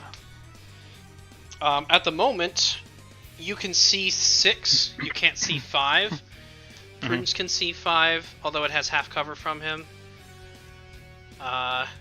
Same for Rurik. Basically, everyone can see 6, and 5 has half cover from everybody because of this big tree right here. Alright. End of their turns. Rurik. Fantastic. How far away is my spiritual weapon from that hobgoblin on up there on the right? 25 feet? Oh, good. Does that have range? I think it can move 25 feet, right? I think so. It's either 20 or 25. I forget which. Spiritual weapon. You can move it 20 it's up to feet, 20 so it's feet. just short. Damn.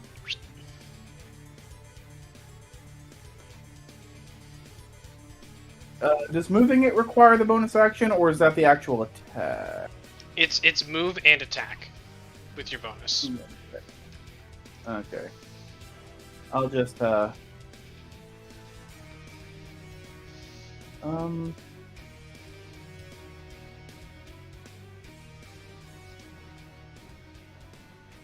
Actually, I'm not going to do that. Okay. Bring it back.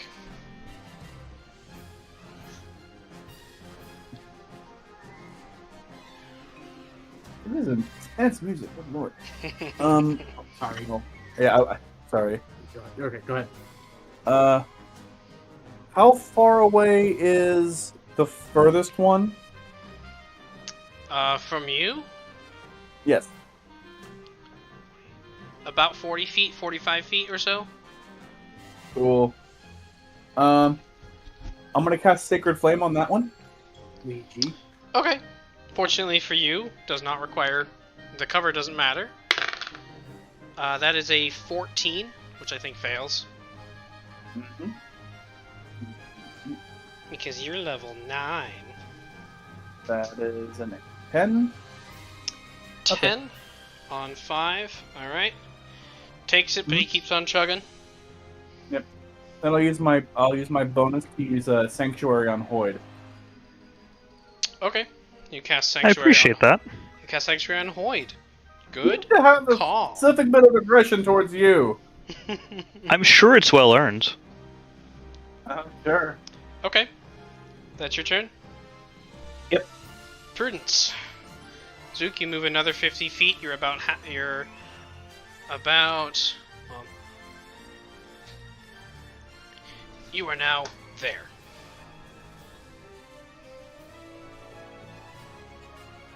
Okay. Well, I think instead of dodging this turn, I will start sneaking. Considering that I'm Like- actually There? Okay. So you use your action to hide? yeah, I'm Okay. gonna start sneaking now that I'm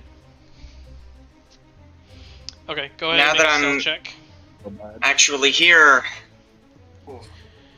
So, Zook, go ahead and make a stealth check. Prudence, go ahead and roll the damage for Fireball. You just did. Oh, wow, that's a- what an awful roll. That's a 14. Oh, he rolls a 2, so that's a 3.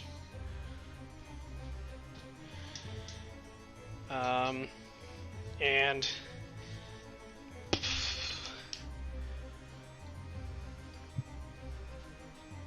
Not even bones. Just dust. Alright, Zook, you got a 24 on yours. Hide. Great. Hoyd.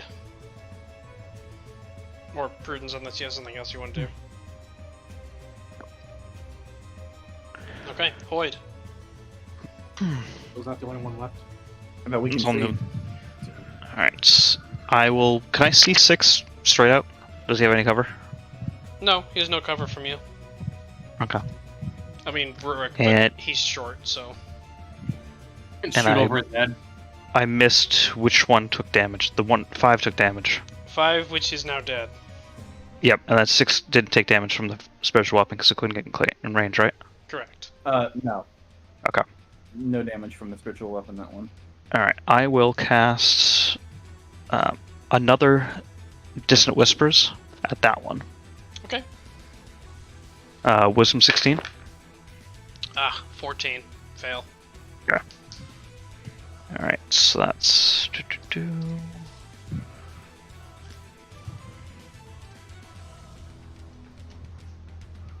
20 damage. Yeah, that's twice his hit points. Okay, excellent. Does his head properly explode this time? Yeah, it does. Good. Oh, Instead of him just going, ow. Alright. So as as the attack pop off, as the head of this hobgoblin, he sees some blood start to dribble out of his ear as he just keels over and passes out and dies, which, you know, as you do. Yeah, we see it every day. We are overtime, so we are going to wait here, and then we'll come back here next session. Okay. Our next Friday session, asterisk, depending on what happens with my work, but will most likely happen, will be on the 29th of October. We start at 7 Eastern. I'm also running a Monday game this upcoming Monday on the 18th. They start at 6 Eastern. So, as always, thank you guys for coming and watching, and thank you guys so much for coming and playing. Have a good night.